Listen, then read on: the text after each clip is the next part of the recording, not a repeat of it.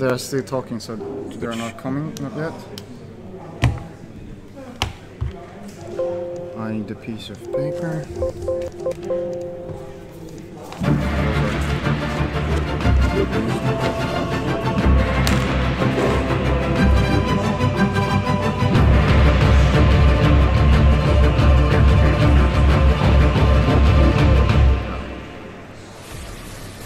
Hey, hello! Good morning, good afternoon, and good evening to you, wherever you are. We are coming to you live from Warsaw, from the War Machine Hordes World Team Championships 2018.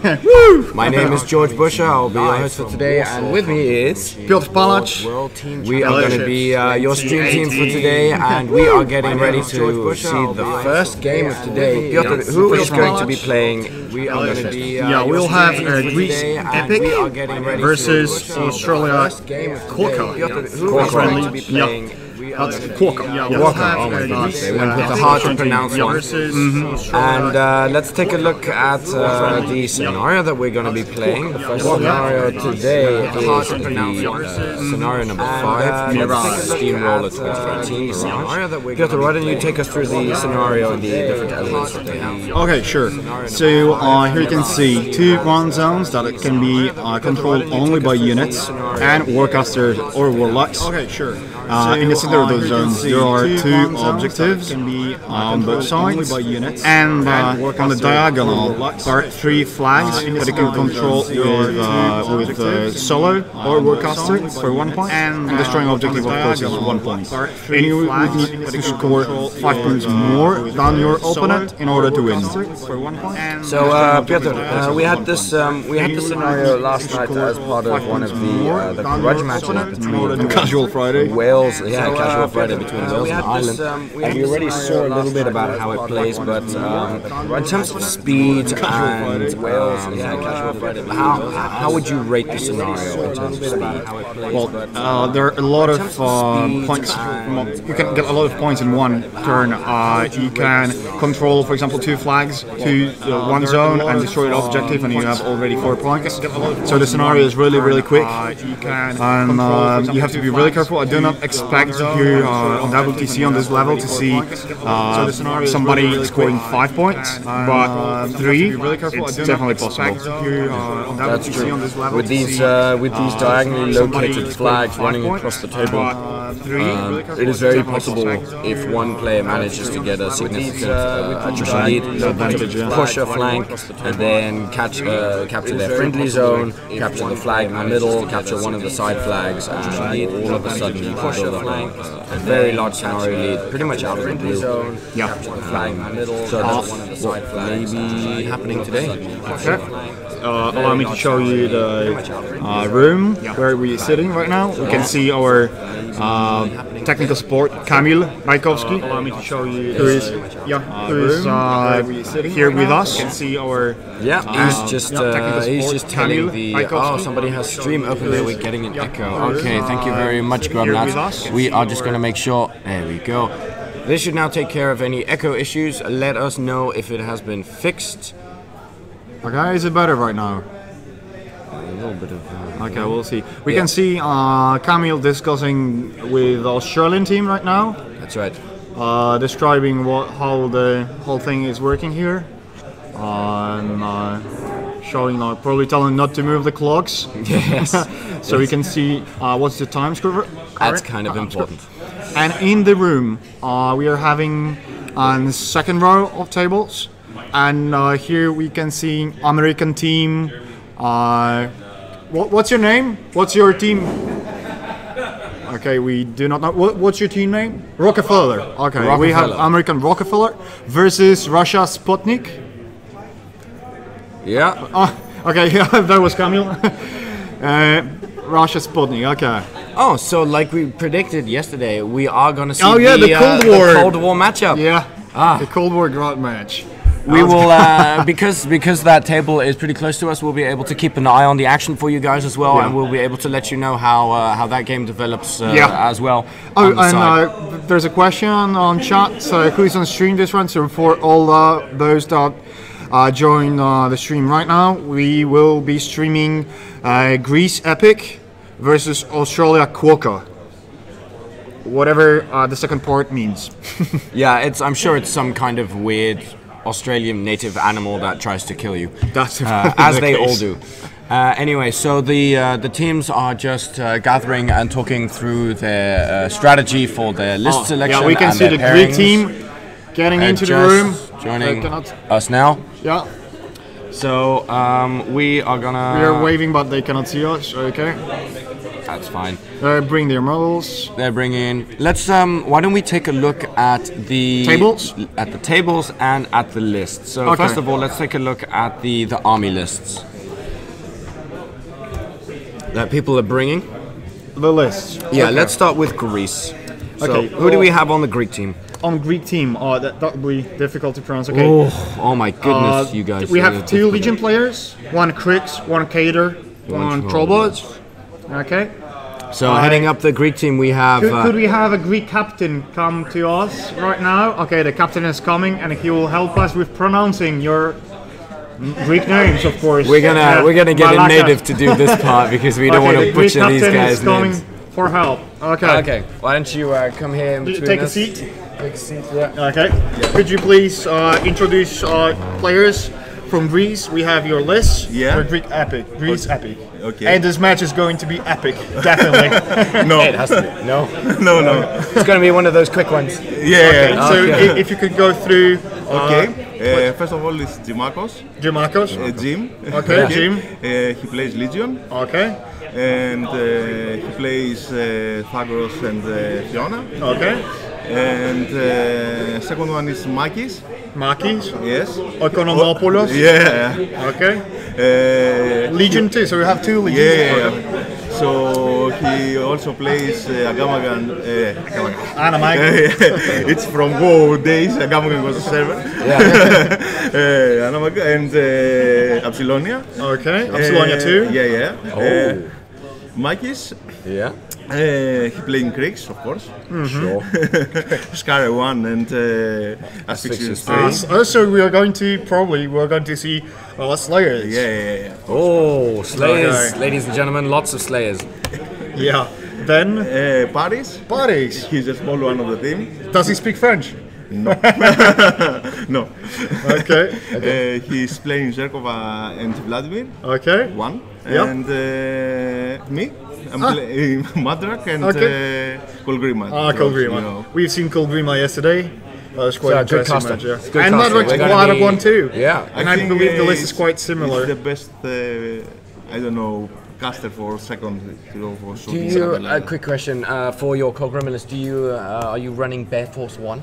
Yes. Okay, good. Bear Force 1 obviously being the Kolgrima list Bears with the ambushing bears coming in from both sides halfway through the game that we saw yesterday. And how do you feel about the matchup? Are you happy to be here on stream?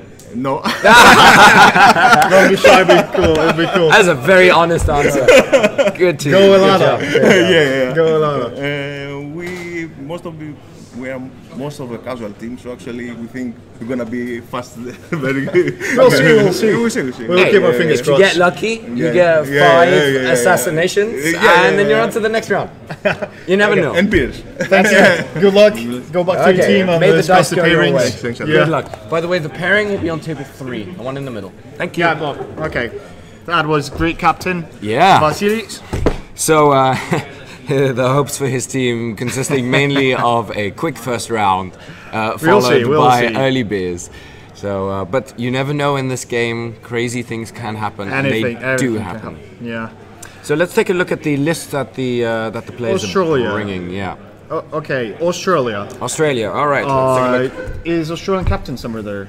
Could you ask the Australian captain? Maybe does he want to join us here?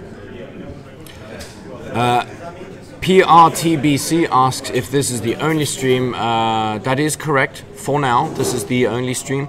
There is a secondary stream that is also run by War Room PL that will probably be going live slightly later on once everything is set up, which is one of the tables that also we are having Australian captain here. Okay, come on, join us. Introduce yourself. Hello. Hello, how you going? So far so good, and you? Yeah, pretty good. Right. All right, What's your name? So I'm Henry. Okay, Henry. You're playing Legion. Legion, yes. Okay. Animag and Abby too. Okay, could you help us get through lists of your teammates? Yeah. Okay, so first So one. first up we have Ben Okay. playing Grimkin. He's got Child and Dreamer. Okay, really strong lists. Really strong. Okay, then Dave Garmery, he's got Kador with Strakov 1 in, which theme's that again? Winter, Wolves of Winter. Wolves of Winter. And Vlad 1 in Jaws of the Wolf. Okay, wow, okay, that's going to be interesting. Nicknamed the Twins. Okay, well, maybe we get to see that one on stream. Fingers crossed. Then you have me. I've got Animag in Primal Terrors. Oh, Sure. what a surprise, what a surprise. And One of 23 Legion players or something bringing Animac here. fair and balanced. It's fair and balanced. Oh, yes, it is. And Abby 2 in Oracles. Okay. Luke Borrow's our Crits player. He's got Denny 2 in Black Industries and Scar 3 in Dark Host. Scary. Very Okay, and the Slayers. But that's not a classic list, right? That's the No, Niagara it's 2 a, with... it's a bit of a tweak, but he does play it really well. So. Okay, I believe it does. And then And then our last player is Nick Owen. He's dropping Mercs. He's got Magnus 1 in Irregulars. Oh, yeah? And then Bart in... Ooh. Which one is that in? He is in... Irregulars as well. Okay, so both lists are Yeah. Irregulars. Yeah. Okay. Another unique Australian player. How do you feel about the matchup? Well, we're looking pretty good. We've got a couple of ones that we want to get. We've got a couple that we want to avoid. Of course. Hopefully it'll all be Don't just... spoil here. Yeah, hopefully it'll all be just nice, fair games. Yeah, of course. And it'll just come down to pure skill. Yeah, how do you feel about playing on stream? Are you happy? First round's a little bit nervous. Oh, So yeah, I can imagine. But has to go good. Playing on stream, it's always great. Okay. Especially for the guys back home to be able to see us play. Oh, yeah. Yeah, do What we time have is it right some now? Australians in attendance time right is it? now? I think it's like 2 a.m. in the morning or yeah. something. So Okay. Yeah, we have the Dice Down Under crew is actually online right now and saying, asking us whether we're having a good time. So Yeah. they've actually gotten up at 2 in the morning to watch the stream. So it's good Good on you. night. very nice, very nice. Thanks for the support, guys. Okay, thank you for joining us here. Thank Good you. luck. Thank you. Good luck. All the best for your team. And we'll see Okay. what this will bring. Shall we... Oh, it's shall- 6, you nonce. Apparently. Oh, well then, I mean, that's nothing. I wake up at 6 every day, so... Oh, yeah. we were impressed for a second there, but apparently I was wrong. Okay, let's take a look at the different tables that we have going the on. setup. So first of all, we're going to be taking a look at table 1. We have the same mats and terrains that last year in Belgium. Lovely terrains, lovely mats, really climatic. We have 5 different themes, and you're currently looking at the city table. Yeah, so we have a city table with our circular zones being these items right here. We have our flags diagonally across the table, and then I believe we have one Hill? obstruction. Or is it obstruction? It is obstruction. It's obstruction and one obstruction here. Okay. And this table is quite notable for the fact that we have 1, 2, and 3 trenches. Okay, and don't Which- forget... Yeah? Yeah, and up here I think we have a hill. A hill. Okay, and don't forget about the linear obstruction on the left here. Oh yeah, this one. That's this the one wall. sometimes can get Really long one. Lost, a very long wall, which is a very nice place to put your caster and keep him Yeah, safe. but on the other hand, having a colossal there could be... Could from be like- tricky. Yeah, Yep, we'll could see, be we'll tricky. see. Then we have table 2, which is our lovely beach and a table. beautiful camera And that a we beautiful would camera need to... which we're gonna fix for you right now. And on this beautiful beach table, we have a centrally located obstacle, which is we have a house right there. We have this build thing up here, which also is a obstacle, a line of sight blocking obstacle. We have some shallow water, and then we have 1, 2, 3 pieces of rough terrain, and then we have another little piece of shallow water down Okay, here. is it better now? Yeah, this is much better. And then we have another long wall right here. This one being notable for being in the zone, so you can actually put your caster somewhere right there, and you can score that zone. That's a perfect And spot to land be your completely caster. safe. Absolutely, especially the squishier casters will enjoy this quite a lot. Then we are going to go to table 3, which is our and the another foresty camera. table, and we have another camera which we will adjust for you right now. We can see on this table, this is a heavily wooded table. We have one forest here, one forest down here, another forest, little kidney-shaped forest over there, and another one over here, and I believe another one here in this zone. Which means that this is great for things like Circle, Orboros, or Legion, just people in general who have a lot of Pathfinder, who will enjoy these, and also Cloud Walls.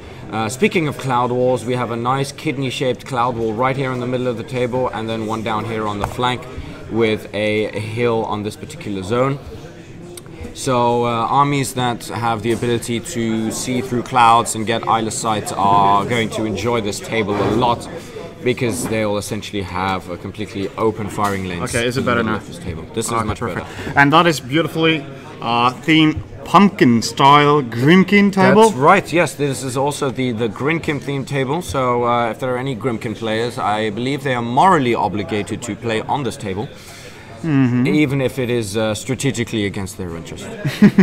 Let's take a look at table 4. On table 4, this is our grasslands, our rocky grasslands table.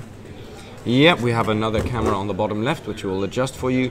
This one features a very centrally located forest that actually conceals the central flag. With another forest on top and bottom. This table in particular has been quite popular with cloud walling armies because of these narrow choke points, whereby you can actually protect your entire army by merely putting down 1 or 2 clouds to cover up this little gap, and then utilizing the cover of these trees to pretty much protect your entire army. That would be interesting to see Cold Grima, for example, on this table. Yeah, maybe exactly. that's for what they would be aiming for. Yeah. To put, I don't know. Maybe they, I would feel pretty comfortable with Cold Grima into this army, especially if you have actually a couple of bottlenecks here. Yeah, bottleneck here, and then we have there. another one that goes here because we have a building right here. And the third here between the forests. So this is going to be a very interesting maneuver table.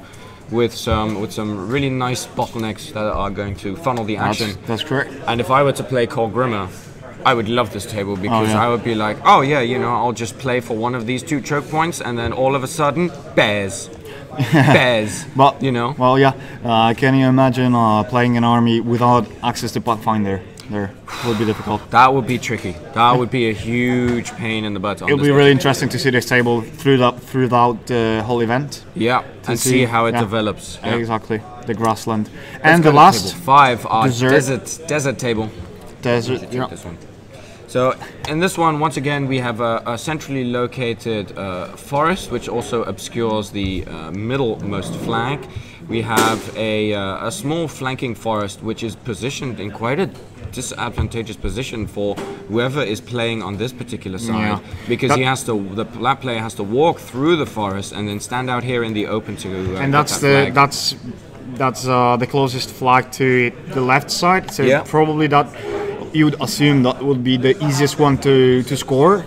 Yeah, but as for the terrain setting, it would be difficult. It can be tough, but in the same time, it can be easier to contest it from maybe not behind, but from within the forest. That's true. Yeah, one is quite easily able to stand somewhere in this forest here with reasonable safety and still contest that flag for the really defensively minded, which would kind of force you into playing a very strong left-hand sided push. Yeah. To kind of go for the opponent's flag and then put a minimal number of models to contest the bottom flag. Notable on this table is that we also have a big pit of fire on the left-hand side. And it looks beautiful. It looks beautiful, but it's gorgeous. Not fun to play with because it really funnels your forces. And your flank, basically. Yeah, exactly. This, I think, is probably one of the most asymmetric tables that we have going on, because we have a pretty disadvantageous position here with this fire and this forest here, and then on the other side we have a trench, which is not only in the zone but also within shooting distance of both the central flag and the top flag. Yeah. So as you said, this table here, the roll and for a starting roll will be really important. Absolutely. Would you give your if you would win, would you give it picking the side over having a first turn? It depends on the army that I'm bringing. If I have something that has good movement and has good access to Pathfinder, I think I could deal with it. But if I were playing like the Khador Armored Core theme, or just trolls, for instance, I really would want to. Sorry to interrupt. We will have pairings on table 3. Okay, let's go to the pairing matchup. We're gonna get these changed for you just in a second, right here. I'm gonna get these graphics adjusted for you, and the teams are currently getting ready to pair off their matchups. And we are having Camille there to check that for you. As soon as we have any pairings, we will let you know right away. So just to remind you, on the Australian part, we have Grimkin player, Cater, Legion of Everblight, Crix, and Mercs. And on Greek part, we have two legions of Everblight, Crix, Cater, and Trollbloods. Yeah, Piotr, why don't you tell me what you think about having a double legion in a single team? Oh yeah. That's pretty unusual, right? That's pretty unusual, but I can see that both players brought Primal Terrors.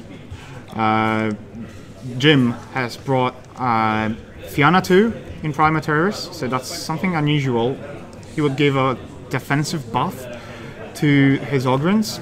Might be interesting. Okay. And the second player is Fianna 2 and Pagrish 1 and Children of Dragon with 3 characters.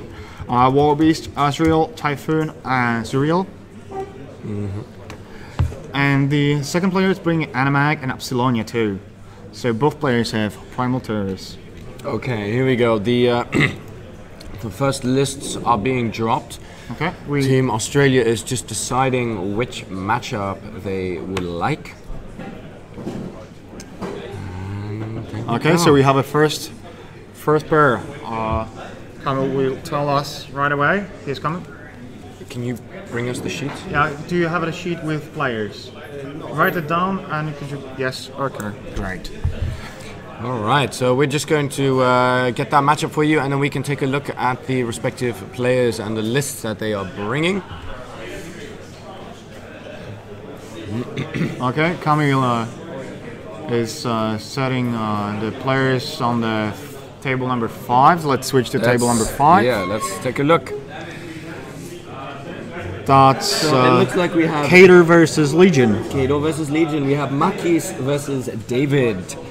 Okay, let's take a look at the list to see what we think about these matchups. That's Makis playing Legion. He has Animag and Apsilonia 2. Okay, so we have Animag, Apsilonia 2. And on Australian part, we had... Okay, so we have the sheets. Exactly, that's Makis versus David Gamery. And he's bringing Cater, Strakov 1 and Vlad 1. So what are your thoughts on what would you drop if you were? Let's take a look at David first. What would you drop if you were David? What would you drop into this Animag? Having in mind that he can play Animag. Yeah. Well, having 2 Colossals can be problematic for Ogrins from Primal Terrors. So that might be the list I would drop. But on the other hand, Makis has Apsilonia 2 in his list that can wreck easily those Colossals with Proteus, Scythian, Carnelian, and well, we'll see. Yeah. We have a pairing on table 1, 2, and that was. Is that no, okay. no, that was this is table 5. Okay, table 1 was. It's this one. That's table 2. That's table 2. Okay. We gave it there. There's table 1. Yeah. Okay.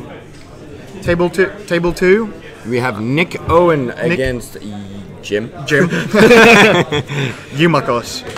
Okay, so Nick is bringing 2 Merc lists. Let's switch maybe to table number 3. So we have the last pairing. Okay, so we'll see which table.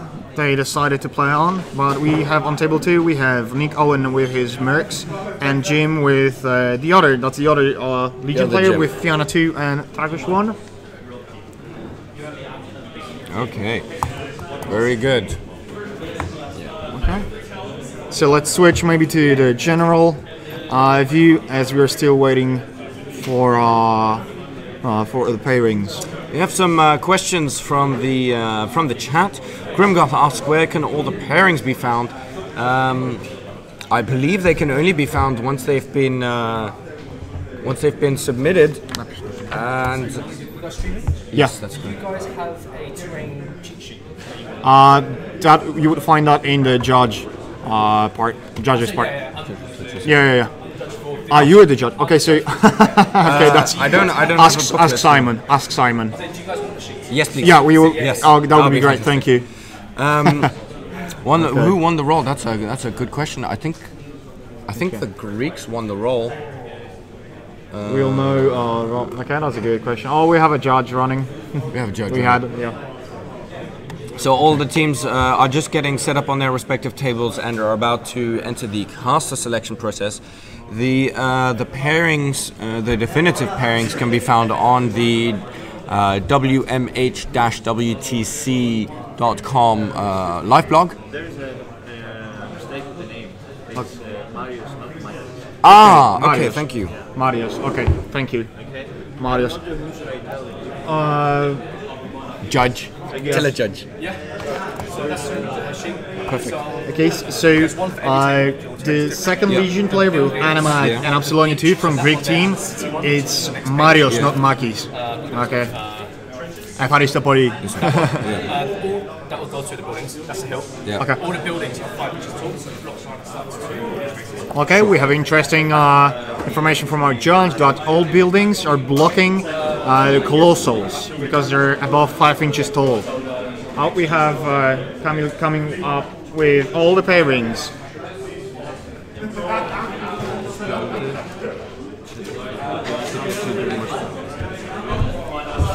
Okay. So on table 3 we have Okay. So we'll have that sorted. Oh, we have somebody there looking straight into our camera. The Swedish player. Hello. Yeah, it turns out that we have some very interesting matchups on this first round. We have on our left-hand side, off camera, we have the maybe we can pan the camera around a little bit. Oh yeah. On the left-hand side, we have the Cold War grudge match going on between Russia and the United States. Then there we go. That's the Americans and the Russians pairing off right there. Then in the middle, we have Sweden against Finland. It's a nice Scandinavian grudge matchup. So we're gonna be seeing some very, very interesting games and hopefully some upsets. You know, some excitement. Unfortunately, we can't stream all of the games, so we are going to do the best we can. And let's get back to this game between Greece Epic and Australia Quaqua. Yeah. Okay, so Coco. let's. I'm just going to say Coco. Okay. Australia Shall Coco. we see how is it going on tables? That's right. Yes, let's do this. Okay. Table 1. Table 1. So on table 1 we Have Trix versus Legion. That's right, and it looks like we have Oh, that's Henry. sides selected already, and it looks like casters have been chosen as well. It looks like we're going to be seeing Scar 1. So that's Henry on the right-hand side playing Scar 1. Yeah, and Scar 1 double battle engines. Sure, why not? Okay. And then on the other side of the table, on the left-hand side of the camera, who do we have there? We have Henry, the captain of Australian team, bringing up his Legion and Blightbringer, so that would be Animag. What a surprise. So that's right. So we have Animag versus Scar 1. Really nice That's our color matchup. theme. Oh yeah, that's very pretty. Look at these armies. I mean, these are some beautifully painted armies right here. Okay. And let's switch to table number 2. Okay, we're seeing cards being used as measuring widgets for deployment purposes. And we have, I believe, is Tigrish 1. We can see Zuriel and Typhoon. Oh, yeah. And on the right-hand side of the yeah. screen, we have Thagrosh, who's playing on that side of the screen. That's a Greek player. Let me check that. That's Jim. That's Jim. Jim. Okay, so we have Jim. Jim on the right-hand side with his Thagrosh, and it looks like Mercs. He's playing. Definitely Mercs. He has mercenary cards there. Which list do you think he's playing? I think you see. Yeah, that's okay. So that Nick Owen. I think Bringing the irregulars. That's for sure. That's both his teams. Yeah. And it looks like Magnus 1 list. Does it? As all the nomads are entering the field, I think that's Magnus 1. That's definitely Magnus 1. Yeah, so we have Thagrosh 1 versus Magnus 1. I wonder why he do not have Thoros, but maybe he just prefers nomads over Thoros. Maybe he needs the 2 points. I mean, it's there's a small points difference. Maybe he just couldn't spare the points. Oh yeah, well maybe they're a bit more expensive, like 13 points instead of 11. Yeah. Okay, we have a question from one of the spectators, and I can confirm that yes, all 5 tables are being recorded independently, and those games will be posted on YouTube, but probably after the whole event. And yes, the camera on the top side is a bit out of focus, but we'll see what we can do about that. Yeah, the cameras that we're using have a autofocus function, so sometimes when somebody gets really close to the camera, they can lose focus a little bit. Okay, let me see if I can change it here. Maybe okay, we'll try to figure it out later. Yep. Thank you for your feedback. For letting us know. Okay, let's switch to table number 3. Table number 3. Okay. They're still measuring. Still getting the deployment set up, but it looks like I think we have cast selection going on. Yes. We're going to be seeing a lot of Watchaks here. Hello. And let's take a look at the casters that we're going to. That's David Gamry on the Australian side. He brought Striker 1 and Vlad 1, and apparently he's that's. This has got to be the Striker 1 list, surely, right? Down 3. Yeah, the 2 Kolden Lords. Yeah, this is Striker 1. There we go, ladies and gentlemen. Strakov is alive and kicking. Is that Australian or Greek player? Australian players on the left-hand side with Strakov you sure? on the list. I'll check. I think that's a Greek player with Zerkova 1 list. I'll check. No, okay. that's right. That's Zerkova. Zerkova right okay, there. so that's a Greek player. So we have Zerkova 1. Zerkova 1. That's Paris. Yeah. Playing Zerkova 1. We know for a fact that he doesn't speak French. Which is disappointing to say the least. That is. And let's see, what caster do you think he's playing against? Let me check. He's playing against, looks like Tricks. We are seeing Overlords and some Chickens, Arknodes on the right bottom side. Yeah, that's right. So that would be Tricks. So is that, look boy bringing in the Negratoon Skirt 3? I believe it is. I'll go and check if that's the case. Okay. So we're going to be seeing Zerkova 1 on stream here, which is nice, especially considering the fact that Zerkova has not been a commonly played caster in recent years. Okay, so apparently we are going to see Skirt 3. Oh, there we go. Boat. The big boat. I'm excited for this one. Oh yeah. I'm definitely looking forward to seeing Scar in action. As an ex-Crix player myself, all of these casters, especially the huge base Crix casters, they all excite me very much. So this is going to be very interesting to see what Scar 3 is able to do here. Why don't we take a look at table 4? Here we go. Table 4. Our rocky grassland table. Yeah. It looks like we are seeing Trollbloods. Yeah, Trollbloods. Are we seeing any bears? Is that called Grimalist that we? Our predictions are correct. Is it even possible? Well, obviously, I would understand that he doesn't want to reveal the bears right now. Yeah. He preferably wants to keep them off Surprise. the table to completely. Very first one. Exactly, to completely surprise his opponent. This is obviously one of the best strategies with ambushing units, is to just never take them off your tray, so your opponent completely forgets about them.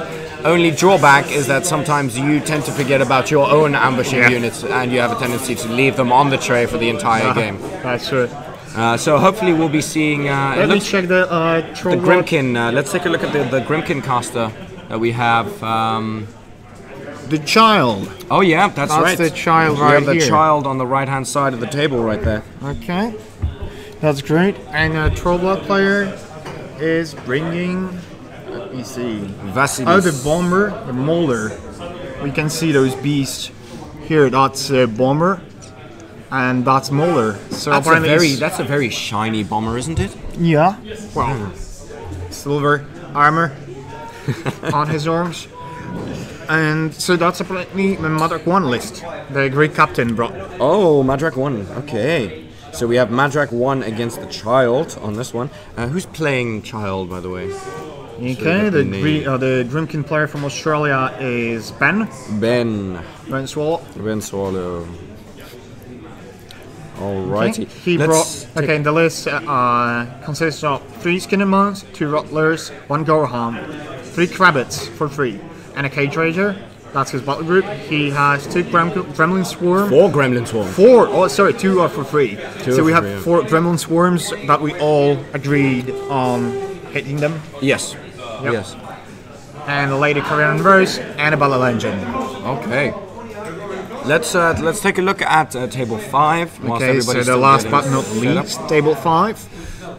That's definitely Legion versus double Colossal List Blood 1. Yeah, that looks like Animag. Animag versus. I think. Okay. I mean, I see a lot of medium bases there. I think So, I'm pretty sure that's. That's Animag. for sure Animag. Yeah. So we have Animag against. Who is piloting this Animag list? Okay. The player playing Animag is Marios. Marios on the Greek side. On the right-hand side of the camera. Oh, Thank you very much. Perfect. Sure. Okay. So we have a sheet filled from our. Oh, that's actually Henry playing Animag, isn't it? No. That's the other table. Oh yeah, they're a bit. Yeah, they're switched. Yeah, the other order. Okay, so here we can see players setting up their models. So as we predicted, the Greek player brought Animag, and the Australian player took double Colossal List. That Animag can have, or does she? Feeding up using all her abilities. He can boost at +6 to the damage output. Yeah.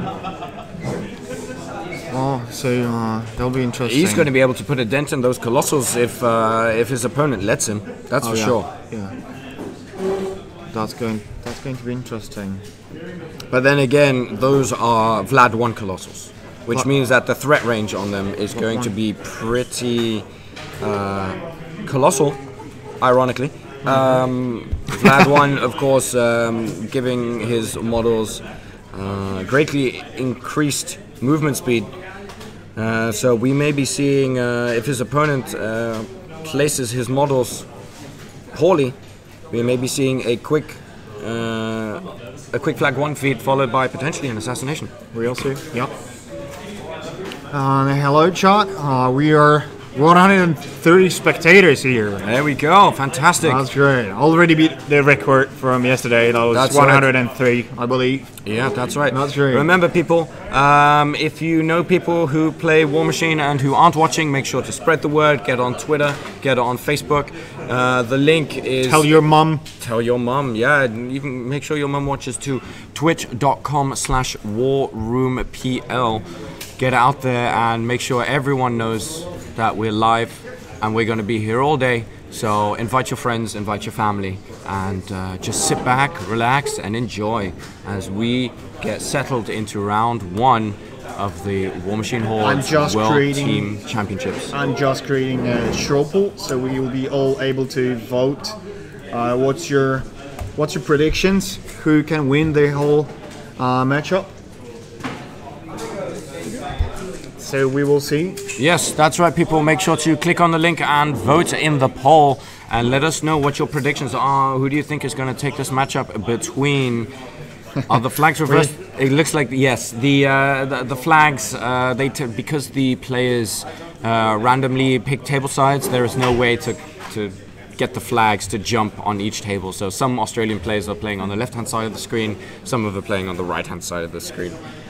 There's a question: what are those chests like? Pieces of terrain. Those are hills. That's right. Yeah. Let's take a look at the. Why don't we take them through the terrain? If there are any questions there. If you have any questions regarding terrain, please do not hesitate to ask. As those terrains maybe sometimes are not. Sometimes they're not clear. There's a couple of tables where there's some things that may look like obstructions that are actually hills. Especially the city one sometimes can get a little confusing. If you have any questions, just pop them in the chat, and then we'll let you know which pieces of terrain are which. Obviously, if they become relevant, we'll talk about them during the game.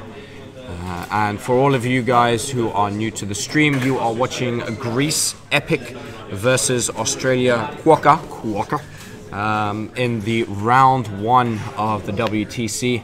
Players are all just currently getting ready. You can see Blightbringer and getting set up.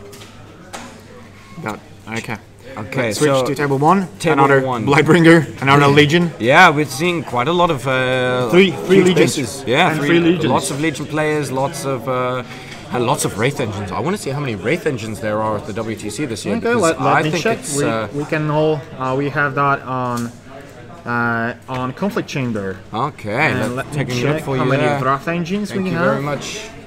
And on the side table, in the Cold War grudge match between Russia Sputnik and USA Rockefeller, we have on table 1 Igor Dolskenko playing Scar 1, playing against Jeremy Lee's Scar 1. So we actually have a mirror match. Yeah, mirror match. We saw Jeremy Lee playing yesterday. That's right. Yeah, with his Scar 1, he's quite fearsome. Scar 1 into Scar 1. I think those two people deserve each other. yeah, definitely Cricks player. Then on the second table we have Maria Maximova with. So we are having a girl playing here, and she's playing Gareth. And she's playing Gareth. Goodness, that's crazy. That's hipster. I want is that's super snowflakey. Playing against Keith from Russia with love. Keith Christensen, I believe, Keith with Christensen, Asphyxious 3. Also as a fun fact, Keith hasn't lost any games on WTC. That's right. He's one of the only 2 players in attendance. No, there are more, but he has been on 2 WTCs already, played 12 games and hasn't 11. Okay, so he was on the first WTC and the one last year in Belgium. Yeah. And I have to admit that I contributed to that. To that win record. Yeah, we played last game last year, and he won. Then let's table 3. We have Maxim Nikolsky playing Harbinger against JVM with Callus 1. His famous Callus 1 list. Yeah, I'm very interested to see how that develops. We are discussing currently the Cold War matchup being played on next to the final table. Russia Sputnik versus USA Rockefeller.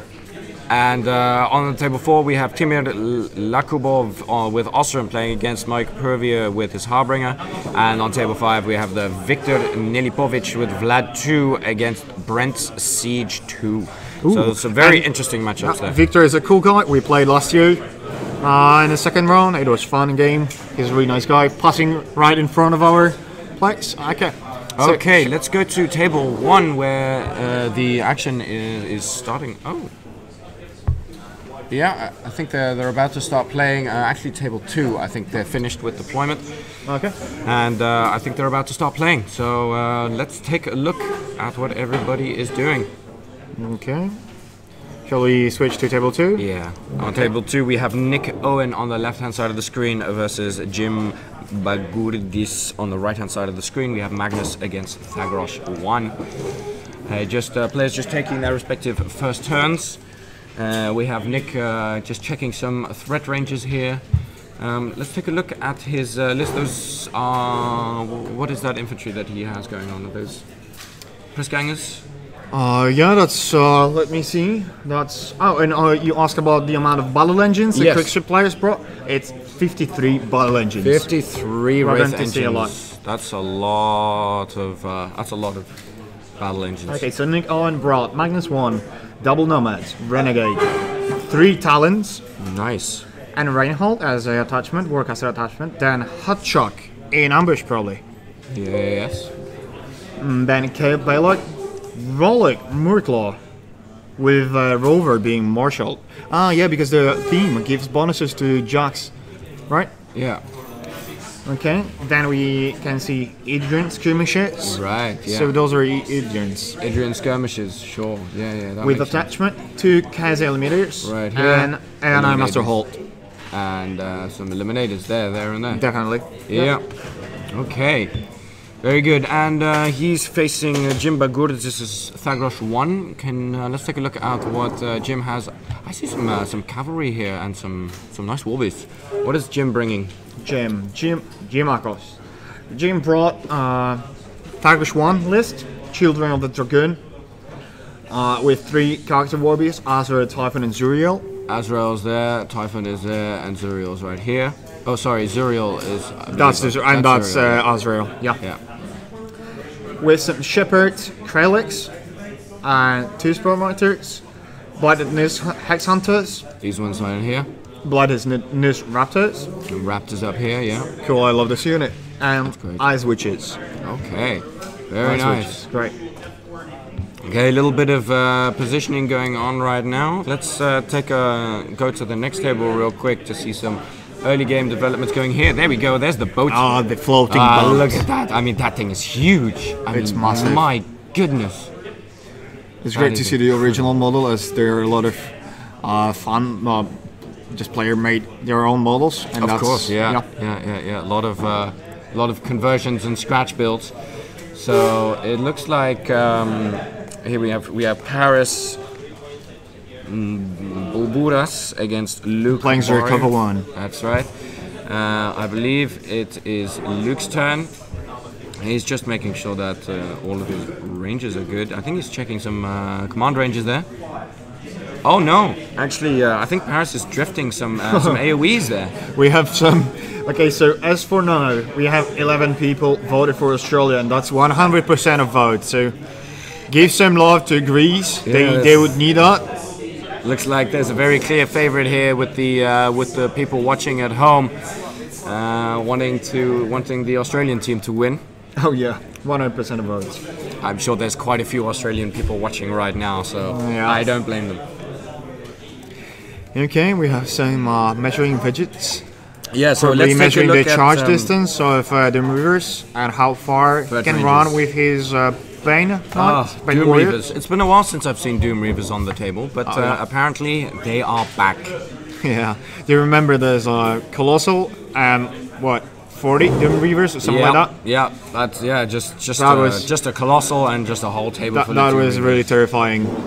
Oh, it was terrible to play against as well. You just had to so many Doom Reavers, and no matter how then many a you colossal. killed, whatever was left over just kills all of your stuff. Yeah. So let's take a list. Let's take a look at the list that we have on table 4, as the players are doing their turn 1 moves. Right here on table 4, we have Vasilis Maros with Madrak 1. on the left hand side with Madrak 1, and Ben Swallow on the right hand side with his child. So Piotr, what's in this Madrak 1 list? Yep. Let me check that for you. Madrak 1. Madrak 1. He has, as his battle group, he has Bomber, Mauler, and Attachment. Then 2 full color heroes. Swamp Gobber Chief. Krillson with, of course, with an attachment. Then Trollkin Champions with Scaldi. Yeah. And another Trollkin Champions unit, full unit. And maximum Long Riders, 5 of them, 5 Bisons. So we see here that Vasilis is has kind of he's got a unit of the long riders as well, and he has them kind of dispersed throughout his whole army. You can see it's a very wide formation, which is good because it allows him a lot of flexibility, but it's difficult because of order of activations. Is going to be a whole. And the Green King player doesn't have the possibility to shut out the unit commander that is probably in the middle. Yeah, that would disable this unit for a bit. Yeah, that's true. If you manage just to snipe him out, that could potentially mess with the. Oh, we have some Australians saying hello. Good morning to you too. Oh yeah. Everyone who's watching from early in the morning. Okay, let's switch to table number 5. So on table number 5, on the left-hand side, we have David Gamori with his Vlad 1, with a double colossal Vlad 1, facing against Maris and Animag. With Animag, also featuring a colossal, but he only has one. I believe it's Marios. Oh yeah, that's right. Yeah, it's Marios. Okay. Oh, beautiful colossals. Yeah, but 3 of them. This matchup, I might be a little bit concerned for David here because he doesn't really have a large volume of attacks. I mean, but you need to keep that in mind that Animag doesn't like when somebody's shooting at her and her Ogrins. They're very prone to being shot off the table. Okay. So you think David is going to be using that as a strategy, just try and contest with colossals and then just shoot his opponent down? Size importance would make the job done. That's true. Yeah, you can never underestimate size importance. That's a very powerful spell. You'll see. Is this a bad matchup for Dave? Well, we'll see. My guess would be that if he will manage to shot as many as warmongers as possible, and that he will not allow too many warmongers to charge to his colossals, he would be probably then able to win this game.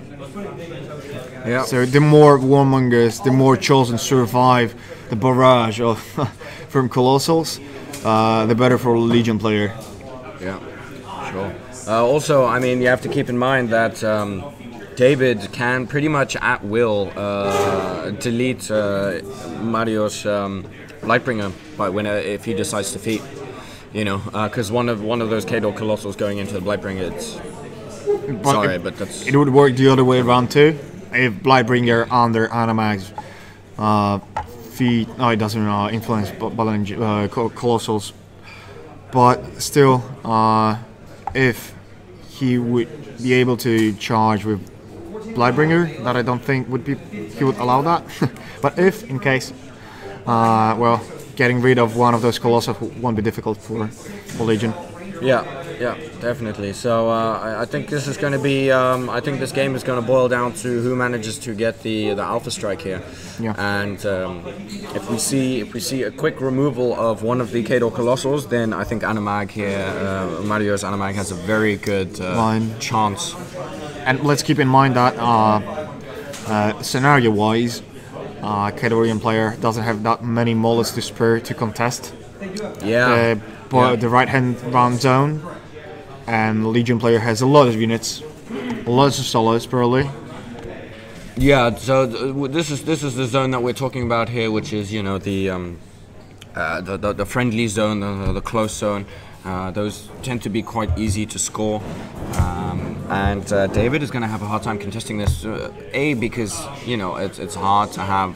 He doesn't have many models, and B, also because there's the only way he can get through there without Pathfinder is through this little gap to run in there. That's a hill. Oh, that's a hill. That's a hill. Okay, good. So keep in mind, there we go. This thing right here, ladies and gentlemen, is a hill. That at first might not seem to be, but it's a hill. So we in fact have 2 hills, one here and one here. So keep that in mind, ladies and gents. Okay. Let's jump maybe to table 1.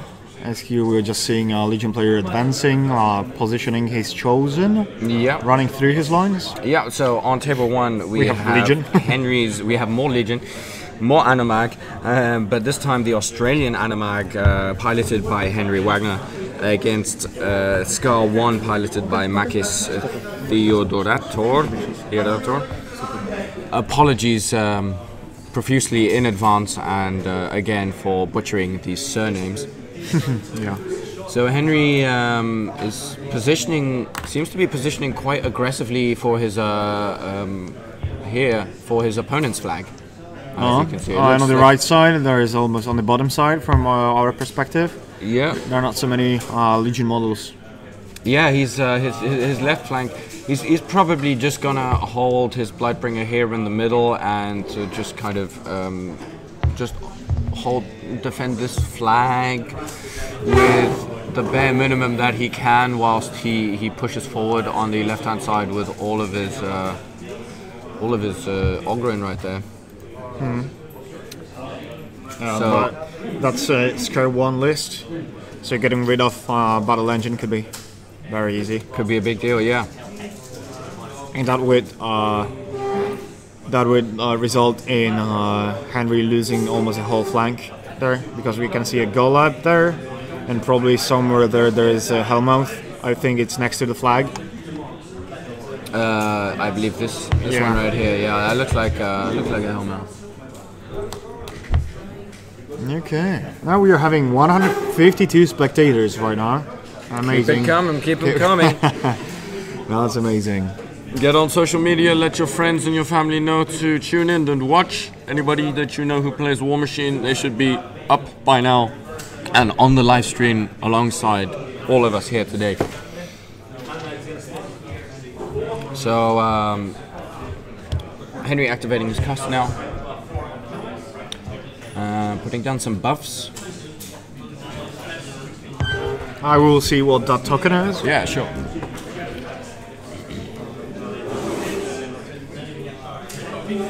And positioning Animag right now just to tow in the friendly zone. Nice and safe, tucked in behind the That's Blightbringer. apparently +2 strength for the Hellmouth. +2 strength for the Hellmouth, okay. Yeah, I mean there's some Bane Riders over here, so the strength buff, here we go. So he's about to send in the Hellmouth onto those Bane Riders. So let's see if we can get some work done here. I think he will just attack instead of drag those models. Sure, yeah. This being a Scar 1 list that has 2 units of Bane Riders. Bane Riders obviously being very powerful under Scar 1's feet, so any number of Bane Riders that you kill before Scar 1 pops their feet is worth its weight in gold. That's very true. I'm just checking the name of this spell with +2. Oh, here so we it go. does pure strength. So first Bane Rider has been pulled into the Hellmouth, and he's now going to proceed to try and gobble him up. Ooh, leaves him on 1 box. Oh, that's a Close, close but no cigar. 17 part was not enough. Okay. Okay. So let's see what's. No, he didn't manage to finish it off. So the Bane Rider is on 1 damage left. But what would be your prediction in this matchup? Yeah, let's do some predictions. Let's start with this table. Is this a stable one? Yeah, on this table, I think I'm gonna have to go with Henry's Animag here. I think he has a good table position. I think he has all of the tools that he needs to get rid of his opponent's models. I think the battle engines may be tricky to deal with, but I don't think that there are no magic attacks, right? Possible to deal with. There are no magic attacks. Yeah, but he does have to, if his opponent uses his battle engines to do attacks, then guess what? He's corporeal, and then you just counterattack, and then you just one round them in retaliation. And I think the Ogryn are going to be able to do some pretty decent damage against this Bane Rider heavy list. So I think I'm going to give it to Henry's Animag here. So let's go to table 2. I'm just hesitating what I would say. Oh yeah. Camille's prediction would be Scar 1. Okay. In this case. And well, difficult to tell, but I would go with Scare 1 too. Okay. Because of Scare's 1 feat, Yeah, it's. I mean, it's so powerful. you can get rid of those chosen in case you want roll the tough roll. You would be able to, but we will see what happens. Yeah, the tough rolls are going to be potentially game deciding, especially if there's a Bane Riders, a feated Bane Riders going in with impact attacks. If the impact attack gets toughed, then all of a sudden, you know, your entire charge is That's correct. is in jeopardy. So let's switch to table number 2. Table number 2, Nick Owen on the left-hand side with his Magnus against Jim with Agros 1 on the right-hand side of the screen. What would be your prediction here? This is a tough matchup to predict. I don't have any experience with this Magnus 1 setup, so I don't know how well it plays and how effective it's going to be. But I think Thagros 1 has definitely the tools to deal with all of the infantry, but I'm not sure he has enough punch to deal with all of those heavy warjacks. I mean, there's a lot of, 3 nomads on the field? 2 nomads. Oh yeah, let me 2 see. nomads and what was the other 2 one? nomads, 2 nomads, 1 renegade, 3 talents, and infantry. And a rover as well. Rover, but he's under Relic Murklaw. Yeah, so I mean that's quite a lot of boxes. I'm not sure if Thagros 1 has the, but then again, I mean Thagros 1 does have a lot of muscle. Oh yeah, I and mean he himself does a lot of work. He has good Typhon. buffs, yeah. Typhon, I mean, yeah. No, and bringing back the model from from outside, back from the dead, yeah. apart from that. Yeah, that's a good point. I would go with Thagros 1 in this case. I'm gonna go with Magnus. I think Magnus has a good chance here. Okay. Yeah. And Camille, our technical support friend here, And live reporter. and live From reporter the field. from the field, he went with Thagros 1 as well. So as for now, we have you voting for Australia, and Camille and me voting for Greece so far. Okay. Yeah. Okay, so let's go to table number 3. Table number 3, where we have Paris on the left-hand side with his Cover 1 against Australia's Luke Borry with Scar 3. This one, I mean, it's tough. I mean, I used to play Kador, so I love Kador as a faction, and I'm also an ex-Krix player, so I love Krix as a faction. And I don't know, I have to go with Scar 3. Just because I want Scar 3 to do well, because I think she's a super cool caster. I believe she's really strong.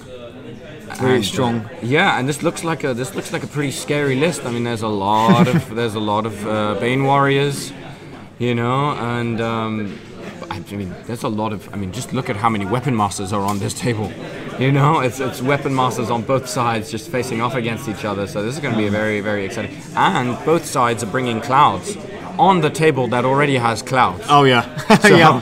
We haven't pointed that out before, but there are 2 huge clouds. In fact, clouds on one in the middle, one on the left side, and then we are seeing some Zerkovas 1 clouds. Yeah. And some Krix theme clouds. Krix theme clouds. Yeah. Yeah. So this is a super cloudy table, and we have a question from the stream about Luke's Scar 3 list, so let's take a look at what he's brought. Okay, so in his battle group, those are not Leviathans, those are Desecrators. Desecrators, we have a double Desecrator battle group for Scar 3, very unique. And then just Bane Swarms. Yeah, so we have 2 max units of Bane Warriors and a max unit of Bane Knights. Exactly. And of course Dark Turrets and Dark Wraith, for just to speed them up a bit. Yeah. And Battle Engine. We have a Battle Engine and 1 Necro armor buff. Sure, yeah. And a strong contesting piece. Absolutely, and it's also, you know, it's the problem with playing a huge base caster is it's very easy for people to try and assassinate you. So, but I believe that Scar 3 is really She's pretty tough. Yeah, she's pretty tough and difficult to get assassinated. Why don't we take a look at what Scar 3 actually does for the people who don't know? Okay. Let me she's not a super commonly played hero, mainly because she is quite difficult to actually physically get a hold of the model itself. So let's take a look. Why don't you tell us a little bit about Scar 3? Okay, I will start with her feat. Her feat says that she can cast every spell, and instead of spending focus points for every spell she casts, she get 1 damage point. And as for her spells, we have Dark Waves, which is basically an equivalent of Slipstream. Okay, very nice. Yeah, so that's the threat range extender for Crix. Then we have Dash, that would give warrior models in her control range plus 1 speed and parry. Then we have Deceleration, that allows her to stay alive, plus 2 armor against shooting and magic attacks. Very nice. And so Coval 1 is known for her spells. Yeah. So that would give a bit of resistance to Crix Banes. Yeah. Then we have Draconic Blessing, plus 2 strength and immunity to fire for a model or unit. And Guided Fire, that would help Crix models to shoot at Kador.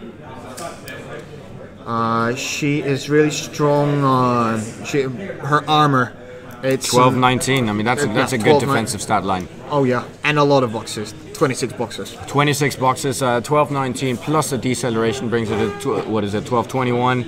And on top of that, with a little bit of focus, she's gonna be hard to kill. Yeah. I mean, she's probably even harder to kill than Denegra 3, which is the up until now was the most defensively oriented Crix Warcaster. So as for table 3, my prediction will be Scarf 3 too.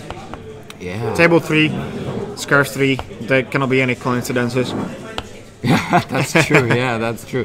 Yeah, I think Luke is seems to be strongly advantaged in this position. I mean, he has so many. I love this cloud wall. Oh, the cloud walls are crazy. I mean, no one has line of sight to anything. Only 2, the battle engine. The Scar 3, she's. That's right. Yeah. She's always visible. It's just their buildings. Half a boat flying through the fog at you. Yeah, not to be visible. Let's go to table number 4. Ooh, there we go. We got some action. So Ben Swallow is going in on his opponent with a Skin and Moans on Vasilis's Mandrake 1 list. So we have Skin and Moans going in, and looks like he's trying to gobble up some champions. Let's see if he manages to do some damage here.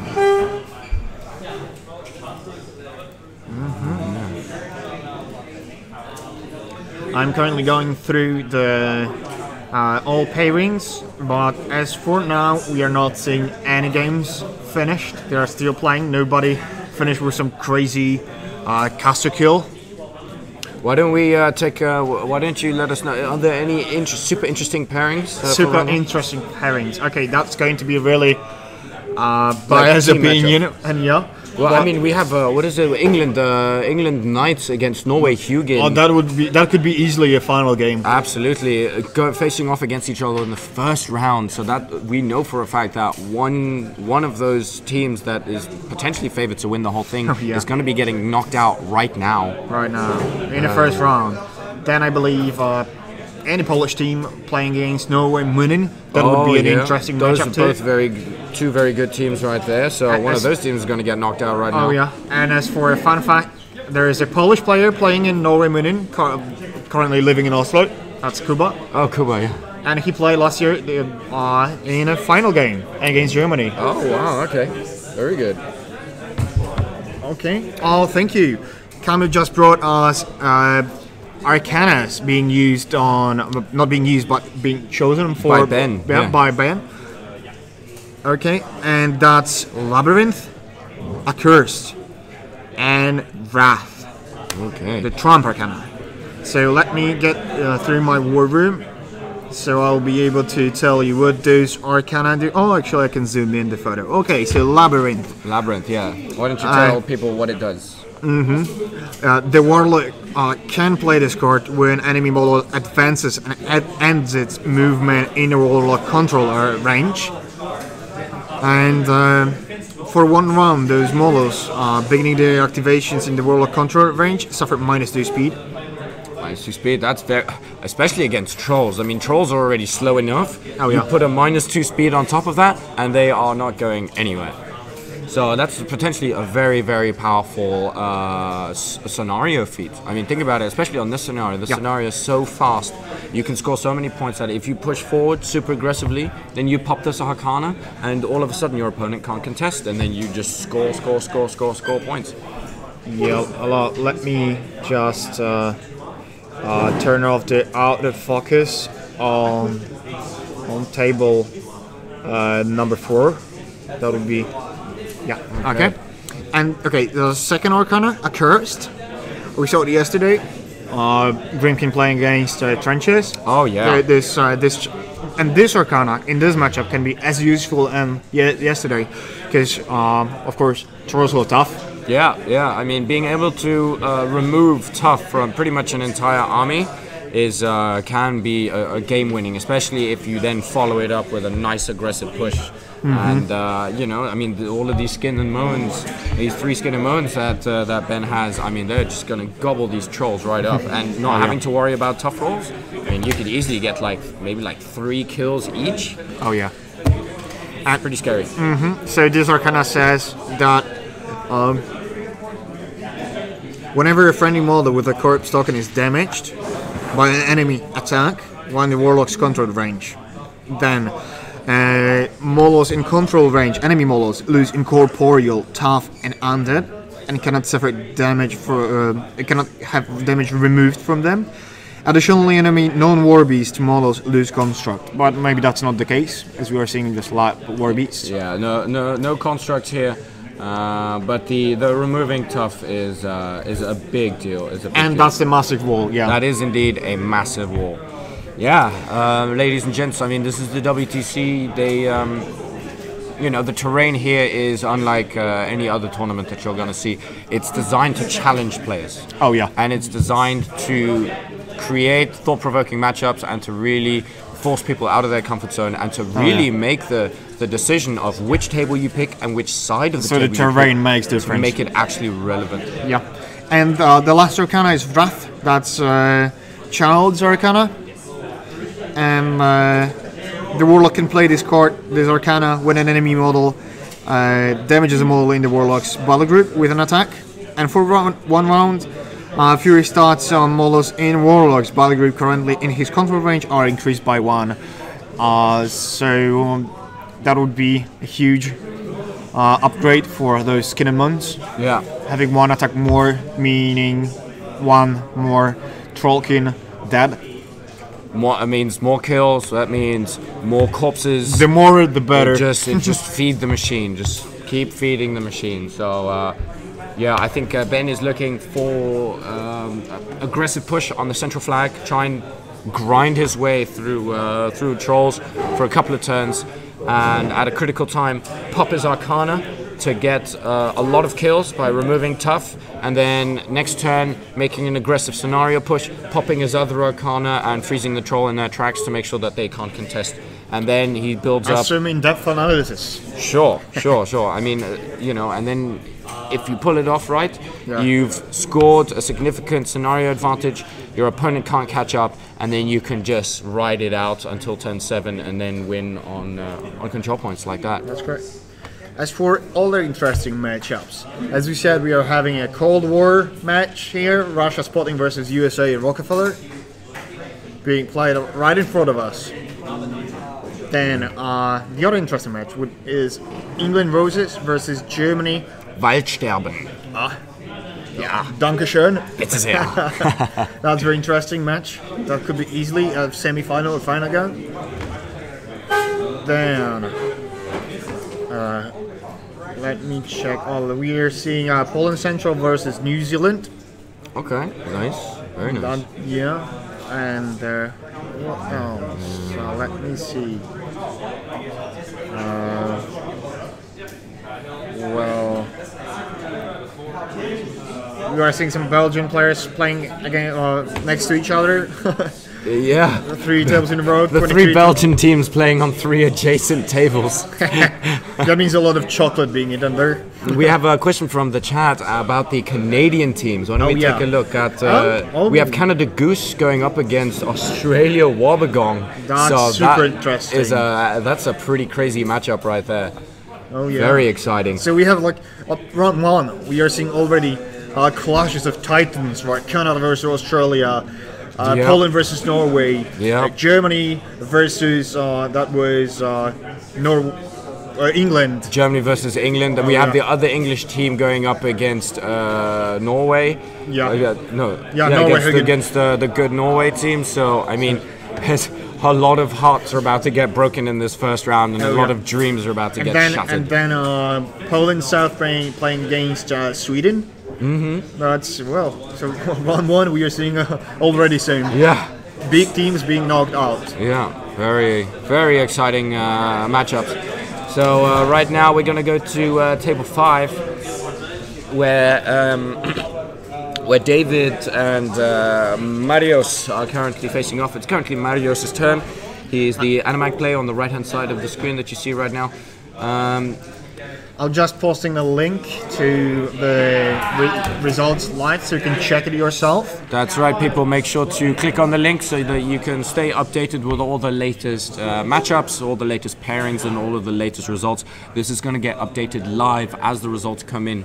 So keep hitting that refresh button to stay up to date. Exactly. Let's get back to we just went to this table actually. Okay. Interesting placement here. I mean, we're seeing these colossals are just getting jammed. I mean, this is the advantage of outnumbering your opponent, especially. I mean, those damn tentacles. You know. Can we introduce yourself? Of course. With me here is Georg Busha, our lead commentator. Yes. And sitting next to me is Piotr Balacz, lead Polish commentator. Yeah.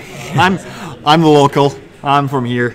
Yes, and I'm from the Netherlands, ex-WTC player. I played for 3 years for the Dutch team, starting in Ireland all the way till up until last year. What's your favorite army? That's tough. What's your army you played like recently? At WTC, I played for the first 2 years. I played Krix, and then I switched to Retribution in Mark III.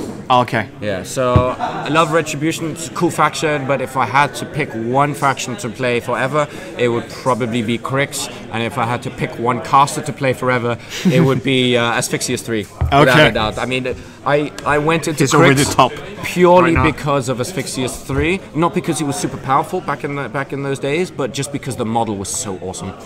And now he is apparently like an amazing warcaster, and I'm not playing Krix, so I'm just like So I feel the same because I'm a senior player. Yeah. And my favorite warcaster that I would play forever is Siege 1. Okay. And he's right now on top because he's very good against multiple wound infantry. That's right, yeah. And I'm just switching to Legion after level 6, so yeah. Bad timing. So we have a question from the chat. Sorry to interrupt. On table 1, we have some information from Camille that the Blightbringer might go down. How many boxes?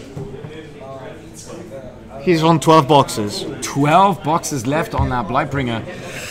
Ooh, that's pretty dicey. If Henry loses this Blightbringer in the middle of the table, his position is going to be looking very sketchy. It looks like Makis is just checking to see if he can maybe get another Bane Rider in there. But I don't think he can make it.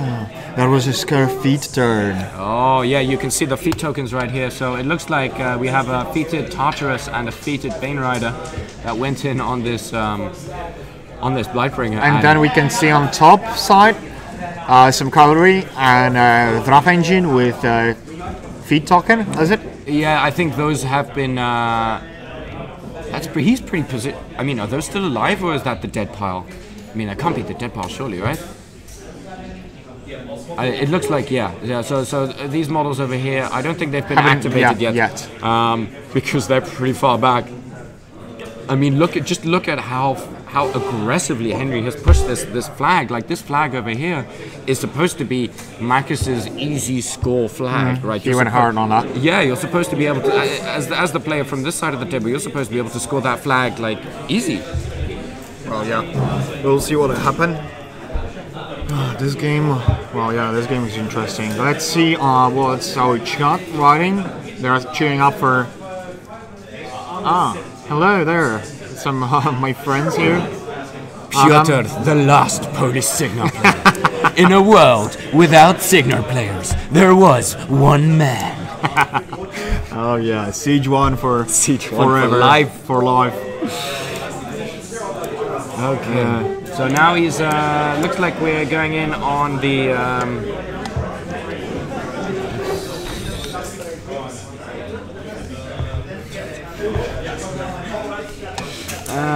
Let's see.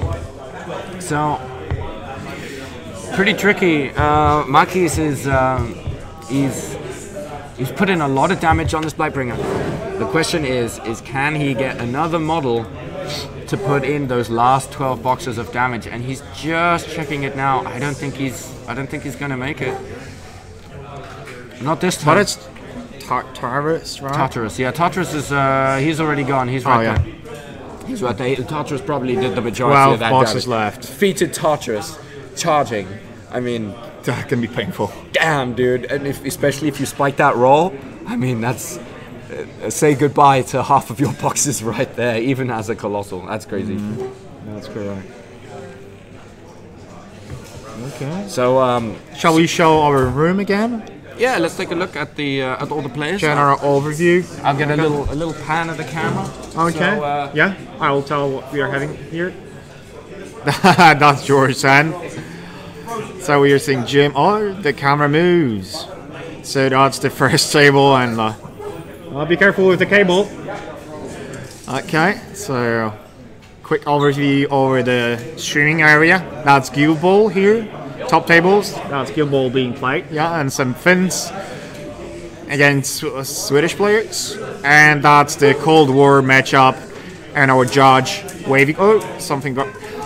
That's USA Rockefeller versus Russia Sputnik. The life of a judge is a Oh yeah. willing to make the sacrifice. Cheers. Okay, let's get back to our tables. Let's get to table 2, the beautiful beach table. Beautiful beach. So you can see that Greek player has chosen the beach side. He's And this- it looks like he sent his raptors in. Ooh, Yeah, he's jamming Against his Adrians. raptors right into But those Adrians. there are way too many Adrians left. I don't know if that was a successful choice. Yeah, I think you may have fluffed some dice rolls there. I wonder what happened. I'm not seeing any dead Adrians yet, so I'm not sure about the strategic value of just sending your raptors in to a whole bunch of Adrians that aren't dead and just jamming them up. I would have preferred to plink away for a couple of turns at least to try and get some kills. But maybe it's part of an overall theme to try and. Oh, here we go. Hello. Boop. We have an ambush coming in right here. Ooh. On table 1, Blightbringer is down to 3 boxes. Let's and switch back to table 1 right here. 3 boxes left. Oh, is there 1? No, 1 box left. Boop. Wraith Engine Oh, no. just killed the. Okay, what's so- that named war beast? The little flappy one. Harrier? No. No. The named one. The character one. This Golab? Golab. There we go. Oh, he's gone. Yeah, Golab just got killed by the Wraith Engine, I believe. So that was the damage grade of Golab. Yeah. So Golab's gone, and our Blightbringer is down to 3 boxes. And we have a Wraith Engine going in now on the top over here. Trying to, those look like Chosen, yeah. Trying to get in on those Chosen and do some damage. Adam QC asked us to check on table number 32. That's Poland versus Sweden. Poland versus Sweden. Oh, yeah, that's going to be an exciting matchup. Poland as well. South versus Sweden. PP. Yeah, unfortunately, it's in the next room, so we can't actually It's actually a little bit of a walk away for us, and we want to be here where the action is. Oh yeah. So we're going to focus on that. I mean, we have 5 tables at the same time to commentate here, so we have our hands all full. the games are still being played. Nobody finished within first how much, like first half an hour. I think that's because people, it's the first WTC first round is always like the nervous round. Everybody's nervous. Nobody wants to be the first one to drop out. Yeah. To drop out. That's not the best way to. Not only that, but nobody wants to be the first person to get assassinated at the WTC. Like you don't want to be that guy who gets assassinated. I wouldn't be surprised if that happened on Sunday morning. Oh yeah, on Sunday morning, people are going to anything can happen. Oh yeah, we're going to be like. I mean, I've seen like 10-minute assassinations, like top of 2, like sure. Judicator shots arcing the bottom into tables, the bottom tables, ones and that kind of stuff. No, on like the top tables, or even top tables. Yeah, that might be right. All it takes is a little lapse in, a little lapse. You forget about, you misremember somebody's threat range, and all of a sudden, boom! You got rockets. You got rockets coming in and just blowing your stuff. We are seeing right now the heavy cavalry charging in on Chosen. Yep, that's right. Hit. 2 of these Bane Riders have been. That was an impact attack. Yeah, kills him with the impact. Very nice. So he's still advancing. That's the last, and he's measuring if it's possible to attack over the flag, and it's definitely possible. He'll be fine. He'll be fine. That's a piece of cake right there. So Bane Rider's going in, trying to mop up these Chosen right here on the top side. Hope 2 would be enough to kill a Chosen. Oh yeah. We'll see. Charge attack, hit. Damage attack. That's tough roll. Failed. Nope. Okay, so that was more than enough. Then here, hit. Damage roll. That's not a roll that's going to kill, or is it? Tough. Dead. Ooh. Ouch. Okay. So he committed probably a bit too much, but if he would succeed with the tough roll, the second would finish him. You have to take Keep that into account. Yeah. You have to expect the tough roll, and that's why you got to double down. You got to overcommit to be 100% sure that you're going to get those guys out of there. That's very He true. just wants to clear his flag right here. That's what he wants to do, and That's all he needs. Yeah, you gotta. Okay. You gotta Let's switch to maybe table 3. Yes. Table 3. Okay. A beautiful bolt versus Zerkova 1. Yes. Boats in the mist with screaming weapon masters running into clouds, being counterattacked by more screaming weapon masters, to be counterattacked by even more screaming weapon masters. And so it's currently Paris's turn. He's going to try and get rid of some of these screening Bane Warriors right here in the Cloud Wall. We can see a 12-minute advantage Oh wow! on the Australian part. Yeah. So But probably the Greek player was the first player. Yeah. No, sorry, the other part. The Australian player was the first one. He just had but I'm a little bit curious as to how Luke has been spending all of his time, because he hasn't really killed all that much yet. So maybe a bit of slow play here on Luke's part. That's true. I mean, sure, he has a high model count army, but he hasn't had to do that much in terms of making attack rolls. There are only a couple of dudes dead here. Yeah, so that's not a lot. Luke is really going to have to watch out on his clock, because the next turn for him, that's going to be a long one. That's going to be their turn, yeah. He's going to have to grind his way through a whole bunch of Doom Reavers, and already Paris has a almost 10-minute clock advantage this early into the game. So we gotta. And we all agreed on our predictions were that the Australian player would win. Yeah. So he has the advantage, but he could throw it all away here if he doesn't watch out for his speed of play. You better watch out. Yeah. Okay, let's go to table number 4. The grind fest in the middle. Yeah. So it's the. There are a couple of skin bones gone. Yeah, and a rattler here. Yeah. So we have a rattler and a skin and bones down. It looks like those champions and those long riders, especially the long riders, went in on their skin and bones, and we have a pretty aggressive battle line for the trolls. And it looks like that top flag is pretty weakly contested by Ben here. But that's a Gremlin Swarm, the best contesting piece ever made. Okay, I take it all back. That top flag is perfectly safe. And oh god, Gremlin Swarms. Oh yeah, and there's a nice Gremlin Swarm in the bottom there as well. Look at that. It's a Gremlin Swarm here. Contesting through the forest. Here. That bottom And flag is that right there. That looks like another Gremlin Swarm. Okay, let me check if a Trollball player brought any Gremlin Swarms, because we could have been looking at a lot of Gremlin Swarms, but no, there are no Gremlin Swarms on Trollball part. Okay.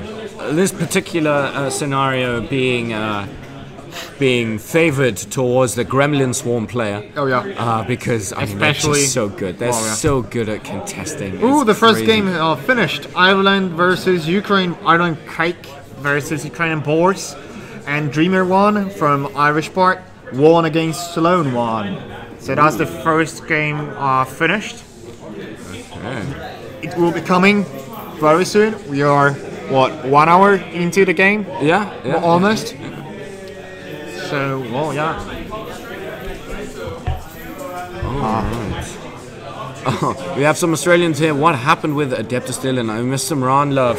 Adam, I feel you. I'm a Ron aficionado myself, and I would have loved to see him.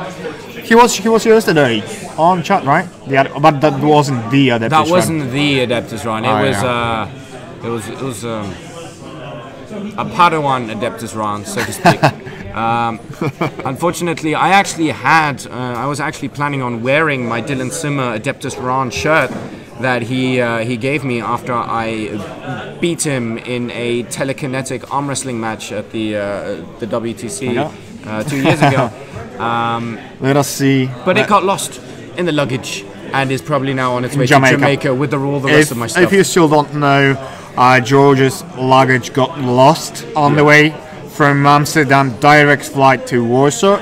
Yep. And it's probably in Jamaica or somewhere on the other side of the world. Yeah. The Polish airline decreed that I should do this War Machine WTC with one pair of pants, and that's just the way that it's going to have to be. Turn it on the other side. Padaran, nice. Some cool puns. Let's take a closer look to table 5, and maybe shall we invite our judge here to join us for a short commentary? Yes. Tell us. Shall we switch to I will pop to the toilet real quick, and you can give us some insightful commentary. I'll just show you our lovely judge here. Hello. Introduce yourself. What's your name? So I'm Delano. I live in London. I've been War Machine okay. for 4 years, and I'm judging WTC this weekend. Okay, so are you playing? The camera is out. Fuck us a bit. Oh, so you're playing. Let's switch maybe to tables. Okay. So are you playing in London Cross Gaming Club? Yes, London Cross Gaming Club. It's lovely. I've seen photos on Facebook. It's beautiful. I think Party Foul made it famous. Yeah, for a little it is bit, famous. and it all came over. Thanks to Norbert, probably. Oh god, Norbert. Norbert's everywhere. He's playing for Portugal, apparently. Yeah, he's playing Portugal this year. I think he was England last year. He's American. He's He's the big guy. Dr. Brunhuber. Dr. Brunhuber. Oh, yeah. So, okay, have you already had to intervene in those games? No problems so far? No problems whatsoever. At the moment, it's just line calls. Okay. LOS. Line of sight. Line of sight calls. Do you have a laser? Oh yeah, obviously. Using a lot? In my pocket. Okay. The best thing. Right. Got widgets, everything on hand. Had my beer earlier that everybody's been messaging about already. Yeah, it's fine. And how was your journey to Poland? You didn't. Man. How's your luggage? Not lost? Not lost, luckily. Yet? Left at like 3 a.m. London time. Okay, painful. Trying to get to the airport, but we got here in the end. Had a nap yesterday. Okay. Ready for a whole day's worth of gaming. Okay. How like the venue? Oh, the venue's great. It's roomy. Got lots of room to play in. The rooms are good, and it's nice. How's food? God, the food's great. Like buffet breakfast, lunch, and dinner. Oh yeah. You can't complain. That's all you need. To be honest. That's great. So yeah. Okay, so maybe let's get to table 5. What would you say about the matchup here, Vlad 1 versus Animag Primal Terror? So, looking at the Animag lists, there's a distinct lack of damage output for 2 Colossals, in my opinion. Well, but keeping in mind that she can feat. She can feat, Put but +2 strength, fury strength on one of the units, and but still that would be +6 for all. Okay, we have a judge call there. Okay. Okay, probably on your side again. Okay. So getting back to the table, we have both players thinking what to do.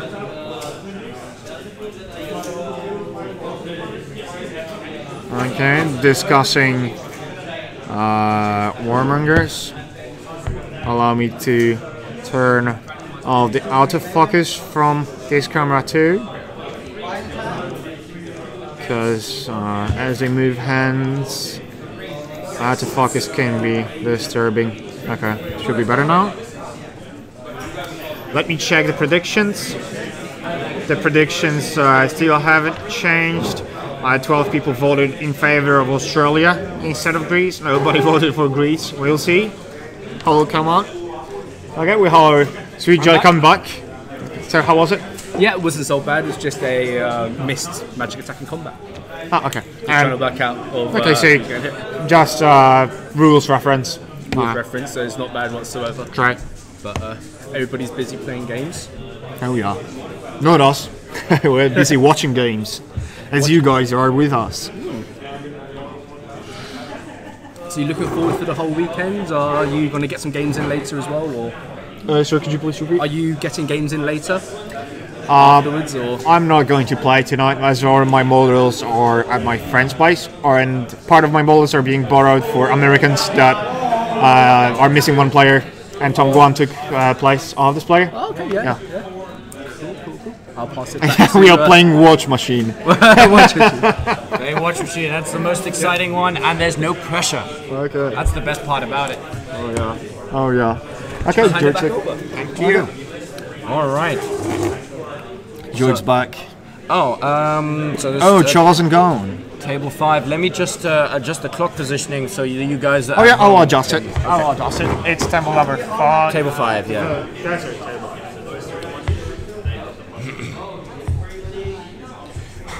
Grubnats says 1 pair of pants has 1 pair too many.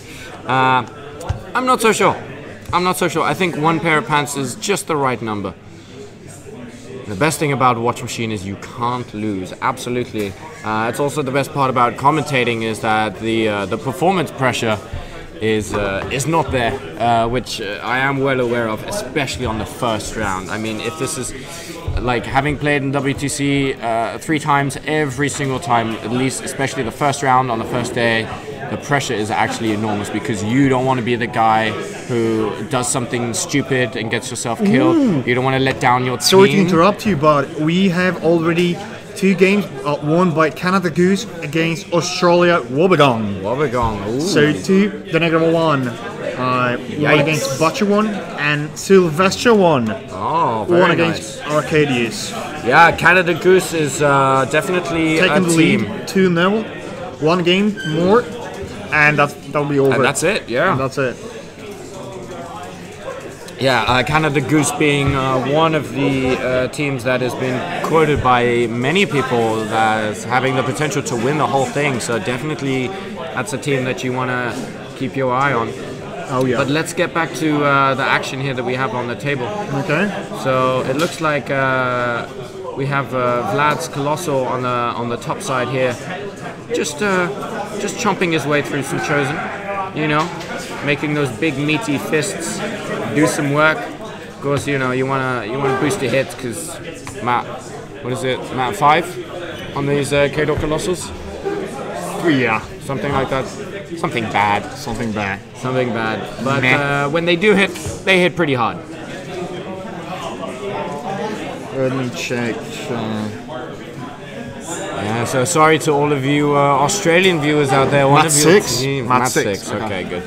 One of your teams might be heading for a quick exit. So They have still send hopes and prayers. Oh yeah. They're still playing.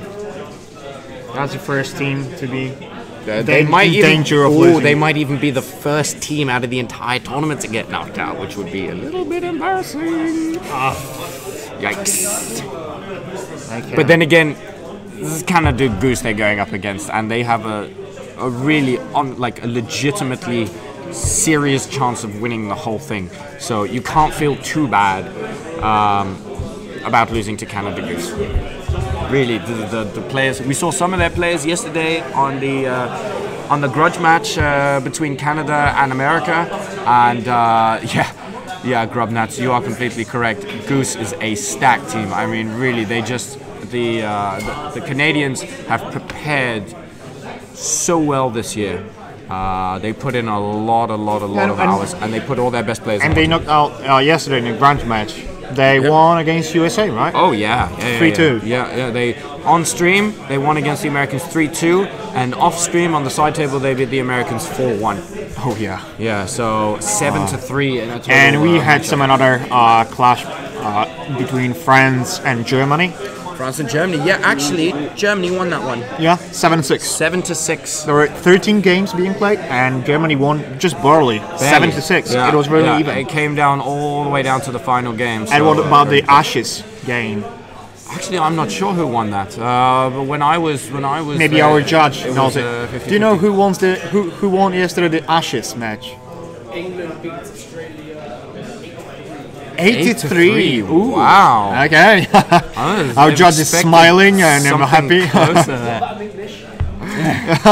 Okay. Okay, let's get back to the tables. Yeah. Let's switch to table number 1, where the Blightbringer is left on, apparently, last turn. He was left on 3 boxes. Yeah. That might be his last turn with the Blightbringer.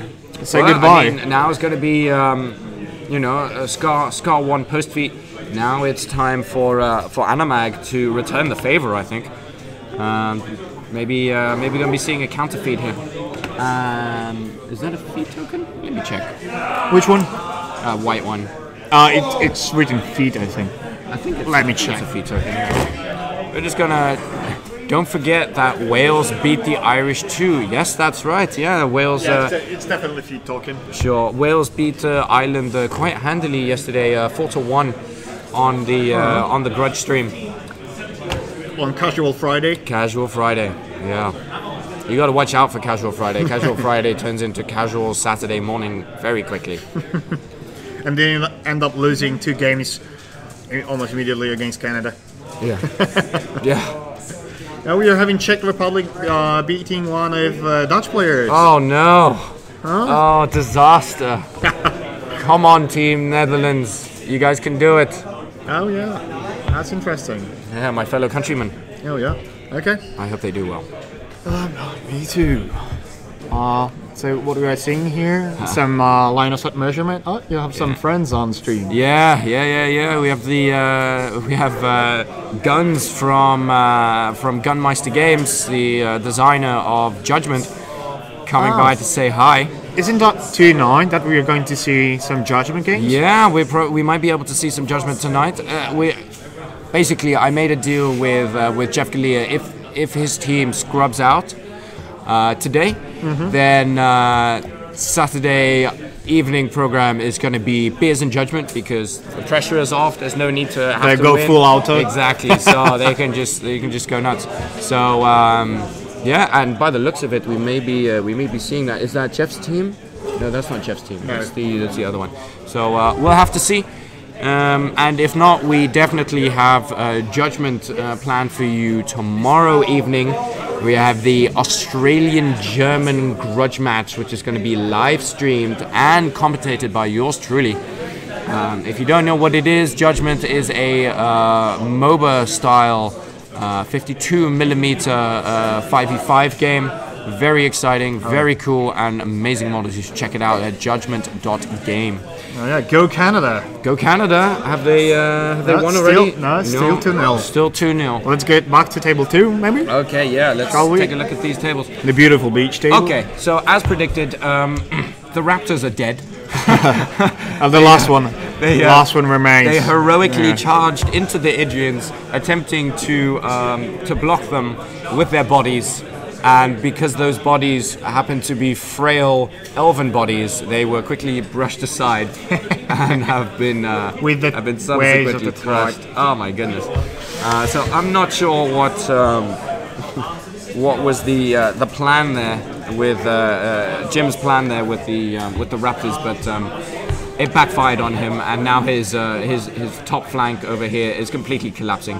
So we see Idrians, and we see a whole bunch of Pushing forward. A whole bunch of little Kayazi running through as well.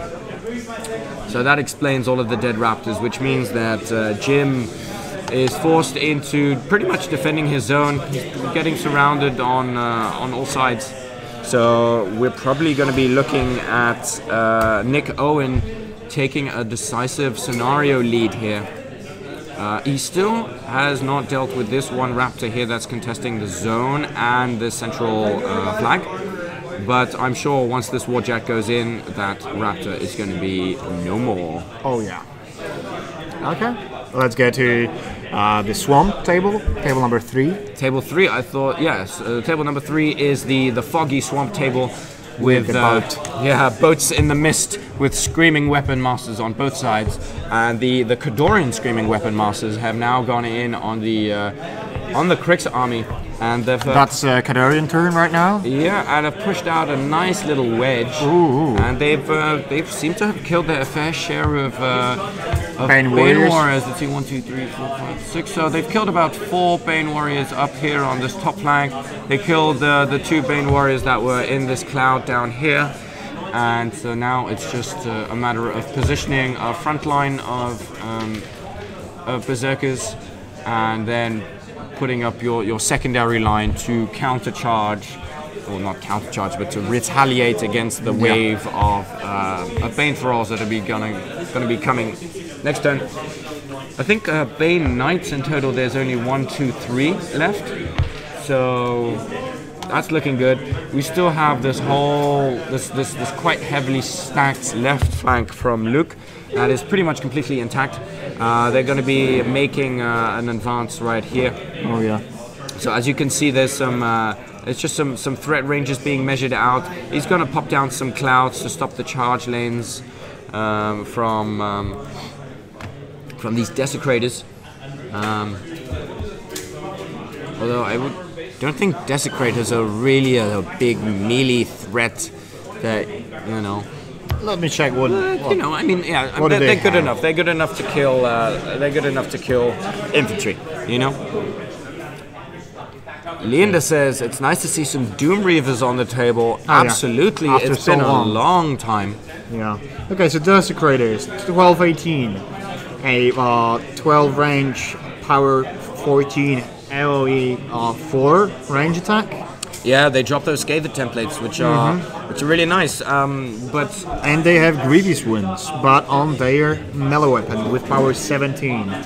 Yeah, with critical shred as well. So if you stack them up with focus and you give them maybe a scything touch or something like that, they can do some pretty good work against Warjack, especially low defense Warjacks where your chances of getting those those crits guns can be really good against one infantry. Oh yeah, those guns will do great work against the. As the AOE of the attack stays in game, and whenever a non-undead model is entering or ending the activation in the area of effect, it suffers 1 point of corrosion damage. Yeah, so no, you don't need to roll damage. It's just 1 auto point. It's super powerful for controlling the game. Yeah, but would be great if he would run with the Bane Knight and just shoot in his back. So it would be positioning the. You can do that, yeah. If you want, if there's no-go especially area on maps where you have those choke points. You just run one of your Bane Warriors right into the middle of that choke point. You pop him in the butt with your Desecrator, and then all of a sudden your opponent can't get any 1 wound infantry through there whatsoever. But what I'm wondering is why Paris dropped these clouds here, because the Desecrators are just going to be able to walk into those clouds and start dropping templates, you know, like here and here. So maybe he didn't want his Doom Reaver to see those jacks coming. He wanted it to be a surprise. I think it would have been better served if he put those cloud walls just a little bit further back. Okay, Team Neek. Yeah, go Neek. Okay. I would say go Greece. Come on, guys, give some love to Greece. Yeah. No, we had a couple of Greek players coming by to say hi and to show their support. But the Australians are definitely Taking over. definitely the crowd favorites here right now.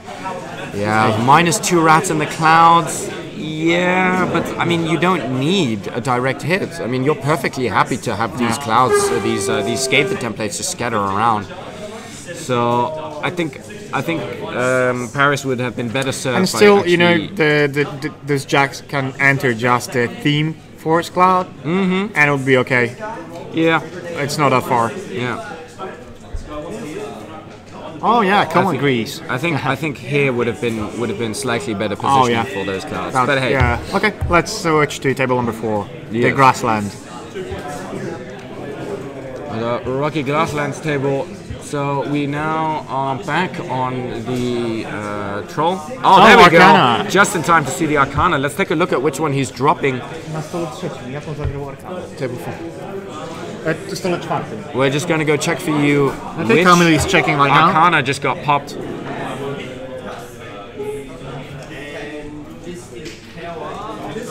Okay. Camille is making sure, asking the Australian player.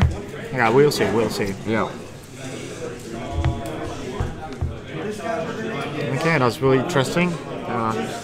We can see Camille running. Okay, it's coming. Labyrinth. Okay, so we have a Labyrinth Arcana being popped right now by Ben Swallow. Sorry, okay.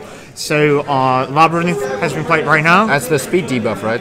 Yeah, and only Wrath remains. So we missed one Arcana being used. Okay, yeah, I probably used that earlier to try and get some kills with the skin and bones. Probably. So let's see. So the child is right here, which means that pretty much it's control range, right, on Ra? So Yeah. pretty So much like everyone. Yeah, It's gonna be inside 14 inches from the child. So the entire troll army is going to be Stuck in the forest. yeah.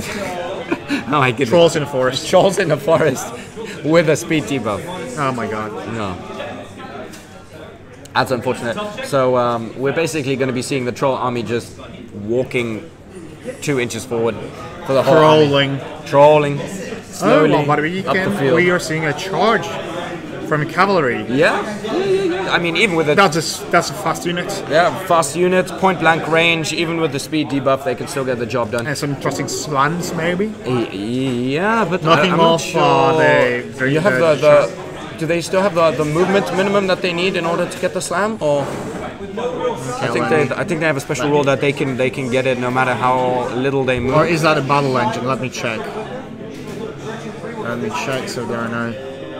So we have just some long rider positioning going in. He's gonna try. Looks like he's trying to get rid of the one of the rattlers and skin and moans. He's just gonna pop some boxes onto the lead skin and moans right there.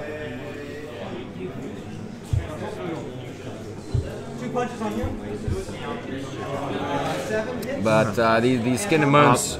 We have information that Zerkova 1 already used on table 3. Is that Zerkova 1? Yes, that's Zerkova 1 versus Scare 3. Zerkova already used her feat, and he has 1 control point, and that's a 3rd round. Okay, so Zerkova 1 with 1 control point. Having pop feet probably to get rid of some of those Bay Knights in the middle of the table. Okay, I think they need a 3 inches movement at least. Yeah, Because okay. that's the slam. Okay. So no slams, just some regular hits going down.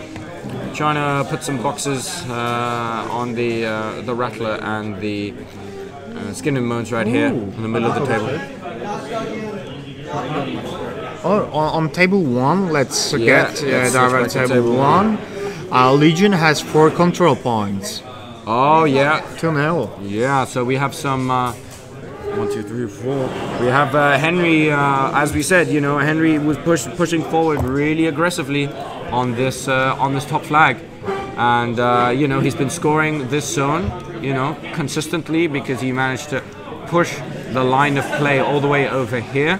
So his opponent was unable to contest that zone. Whilst in the meantime, he was able to contest this zone himself with this guy right here. and of course these tentacles. You know, just being able to put in one tentacle into that zone every turn, it's a huge pain in the ass for your opponent, and it's really, we've been talking really before about Jeff Galea. He lost against Finland. It's 1-1, Australia-Finland. So, whoopsies. Yeah, Australia-Finland 1-1. 1-1, Australia, Finland. Canada, Australia, Wobagan still 2-0 in favor of Canada. And then another team that is close to being knocked out is Greece Prime. Yeah. Having 2-0 in favor of France. France A. France A. Yeah. France A. Obviously, that's actually one of the secret contenders. We've been hearing from some of the players who know the French team. They started preparing and getting the teams ready. Their team strategy in October of last year. And they actually made a specific and concerted effort to send their players out all across Europe to get as much international experience as possible. We'll see if it'll pay off. They've been doing very well. Oh, yeah. They've been doing very well in a variety of European tournaments. So that's definitely a team you guys got to watch out for. Yeah. This might be the year that the French make it all the way.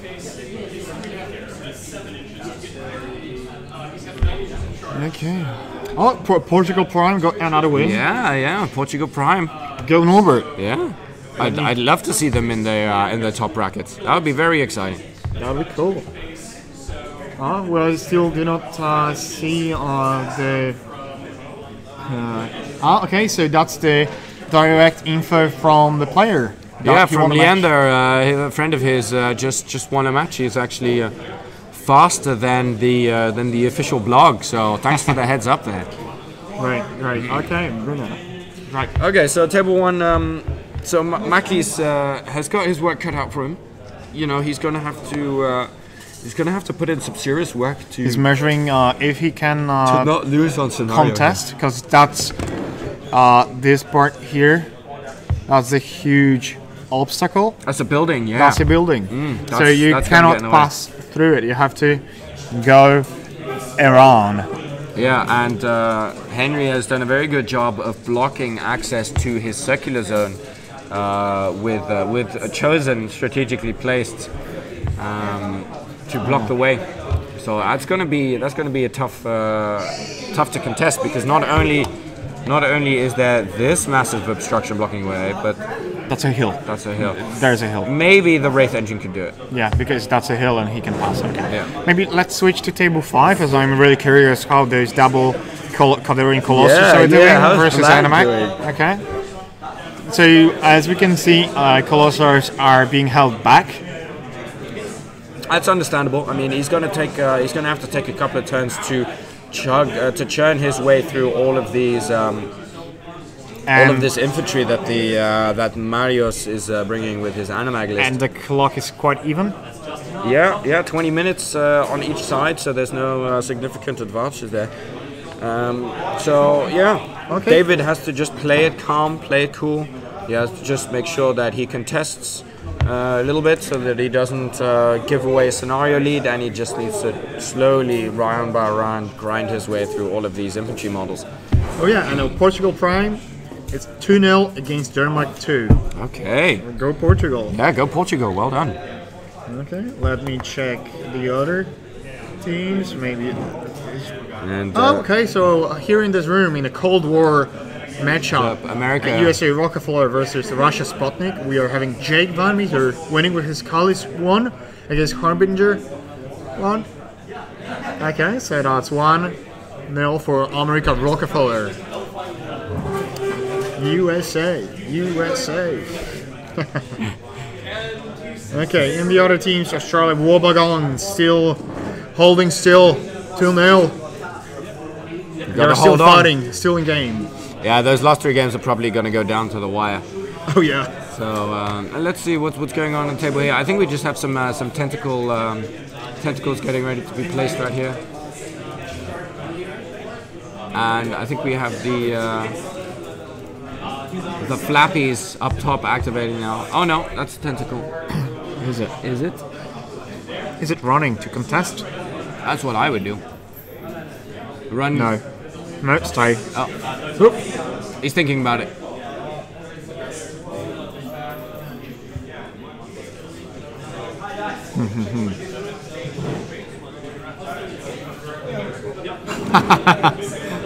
Where's some ironical comments? Yeah, JVM just won a game while playing Legion. What a surprise, right? What a surprise. Well, I mean, there have been previous WTCs where he played Legion and he didn't win many games. Actually, let me check. Which is mainly because he got thrown under the bus like 6 times. There was one WTC, I think it was Ireland, where JVM got thrown under the bus 6 times. Oh, really? Yeah, yeah. I was a sacrifice. Oh yeah, he got sacrificed big time. But I think this time he got a good matchup. So, congrats. So we have Marios just putting in, just moving his tentacles in to contest that circular zone, to jam up the enemy Colossal and just be a general nuisance, which the tentacles are fantastic at doing, making sure he's still in command. On the table 4, yes. Shall we switch to table 4? Yeah, let's take a look. We have Grunkin losing a lot of models right now, and oh, yowza. The Skin and Bones that was supposed to be here, I think has been deleted. Yeah, deleted. Yikes. Dead. Probably dead. Yep. Soon dead. However, most importantly, the Gremlin Swarms are still alive. 2 Gremlin Swarms on each side. They'll stay forever. Oh my God! Take them they're all. just gonna. These Gremlin Swarms right here. We have 4. Are just, and then there's 1 right here. They're just going to be staying here. They're basically terrain pieces at this point, contesting terrain pieces. Which cannot remove, is pretty obnoxious. Which is good because it means that he's not going to be losing that many scenario points. However, once this Skin and Bones right here goes, then Vasilis is just going to be able to score that central flag. And also, this zone, actually no, sorry, that's contested by contesting terrain piece. The current score on this table, I believe none of the games have yet resolved. Australia is looking to win table 1, which is the matchup between Henry's Animag and Makis's Scar 1. Henry has a very strong scenario lead and is probably going to win that table. The other ones are all still looking pretty close. So on this table right here, we're probably in the long run are going to be looking at. Wait a second. Hold on a second. Let me just check this up first. Okay. Table 4. It looks like table 4 the grassland. And there's a question if we're capable of listing caster names on the flag banners on the plates. I'm pretty sure yes we can, but that would need a slight adjustment. But I think we will not be doing this, as that we're required to update that on every single table. That would take a lot of time. So just a quick update on this particular table. If you guys take a look at the top of the screen, Vasilis only has 7 minutes left on his clock against Ben's 25 minutes. Ooh, Canada Goose, 3-2 mil. Ding, ding, ding. Very Answer nice. Australia Wobbegong. Gone. It's gone. Yeah. But there is no shame in that. There is no shame in losing to Canada Goose. With I mean, really, these guys are one of the best teams of the entire event. Boom. Okay.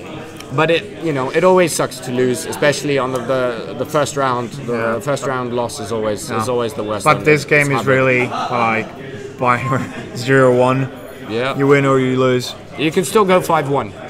You can. You can still go 5-1, and you can still. Actually, you can still end up with a podium finish. Oh yeah. You can still end up with a podium finish. Keeping your heads up.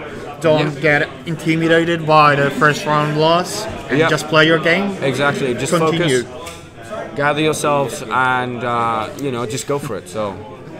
Oh yeah, and the Blightbringer is still alive on table 1. Blightbringer on table 1, still alive. 5 boxes left. With 5 boxes left. Wow, what a legend. He's doing a good job. I mean, Henry's doing a really good job of keeping him protected. And now Makis is he's trying to figure out a way. Oh, there we go. I think he has figured out a way to contest here, I think. That looks like a... Oh yeah, that's a spirit right there from the battle engine. Made a spirit, popped him in, and so he's contesting that. So that's Martian drive. Yeah, so he's not going to lose on scenario right now. And he doesn't need to really commit the battle engine into contesting. No. Maybe next turn. Yeah, I mean, or you could just leave that machine right there to contest happily for the rest of the game. That's a very solid strategy. Speaking of clocks, I wanted to take a look at. Let's quickly go back to table 3 where we have Paris with Zarkova 1 against Luke with Scar 3. So Scar didn't move a bit. So Luke is now down to 9 minutes left on the clock. He's not really won that many points on scenario, if any, and so he needs to start playing quickly because he still has an entire Kato army. I mean, he's killed 4 Doom Reavers so far, and he's already used up 51 minutes of his time. But I wonder what's the scenario score. I will go check. Okay.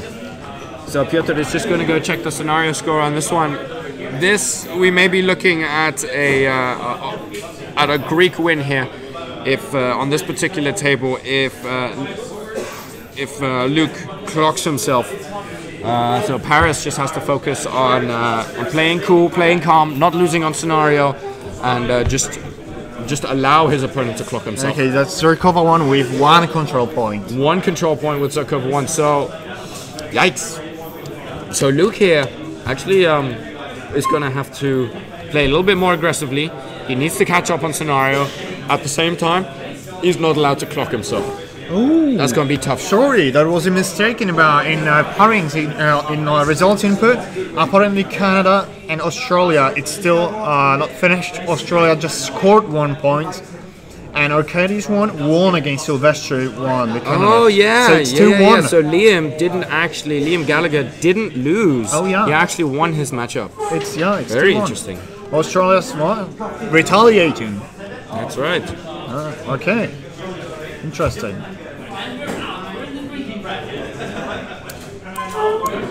Okay, let's go turn this one off real quick. Okay. Okay, so yeah, Luke needs to speed up his play, which is going to be tough because he has to make his way through these Doom Reavers, and that takes a lot of time, you know, because there's a lot of Doom Reavers. You have to make attack rolls, you have to make damage rolls, you have to move your models, and after that you have to figure out a way to contest the scenario so that you don't lose more points. It's going to be tough. Yes, shame on you, Adam, for losing faith and believing the propaganda. No, that's to be forgiven. So, we believe what we wanted to believe. Exactly. So just a quick table state update here on table 1. Makis is going to try and get rid of this Blightbringer, and he's trying to figure out a way to do it, but he just can't get. I think we have, so we had 1 Bane Rider go in here, but he just can't get those last boxes of damage. Yikes. That's got to be frustrating. Your opponent has a Colossal, you manage to get him down to 5 boxes, and you just can't get rid of those last points of damage. Yeah, that's... Yikes. That's painful. On table 2 here, between Nick Owen and Jim Bagurdi, we have Nick right now. Beautiful beach table. A beautiful beach table. I've already set up. There we go. So he's managed to clear his zone now. He's going to start scoring, and he's looking to probably going to be looking to score this flag up here as well. But I believe there's still there's still 2 contesting models. I'm sorry to interrupt, but on table 1 there was some smart play from smart play, or maybe rather Tricks player forgot about the rule. The Wrath engine was about to charge Blightbringer. Yes. But there is ammo here, and while Battle Engine was advancing, in the meanwhile, he lost in core. Yeah, so he just stopped here Oh, he and failed he's the stuck. charge? Yeah, and he's stuck. Oh no. That's yeah. That is awful. I need to remember so about that. He loses all of his attacks, and does he Activation, lose yeah. incorporeal? Yes, he lost his Really? incorporeal. Oh yeah, and that stays. So that's a big problem. That's a big problem for Makis right now. Okay. Yikes. Oops. Go Amok. Yeah, Amok just making Amok. making his points, making his points back right there, saving the Blightbringer from certain death. Yeah. And leaving the Wraith engine high and dry, without incorporeal, ready to be just annihilated next turn. That was a smart play. You need to remember about the abilities like that if you're playing incorporeal models. Absolutely. That's the thing that can ruin your whole game. Yeah, that can lose you the game right now. Getting rid of Bloodbringer now would allow Crick's player that would have given him the opportunity he needed to get back into this game. to get back to this game. And Yikes. And at this point, he lost his battle engine activation. He done nothing. Yeah. He's stuck there without incorporeal being there to be just dead. We'll see. Very nice, very nice. Well played by Henry there. Unfortunate oversight on Makis' part. Let's see if he's able to hang on for the rest of this game. He's in trouble, that's for sure. That's for sure. Okay. Shall we move to table 3? Yeah, let's take a look at table we get information from There we go. Here we go. 3 minutes left on the Crick's clock. player, almost 4 minutes That's against 21 and a half.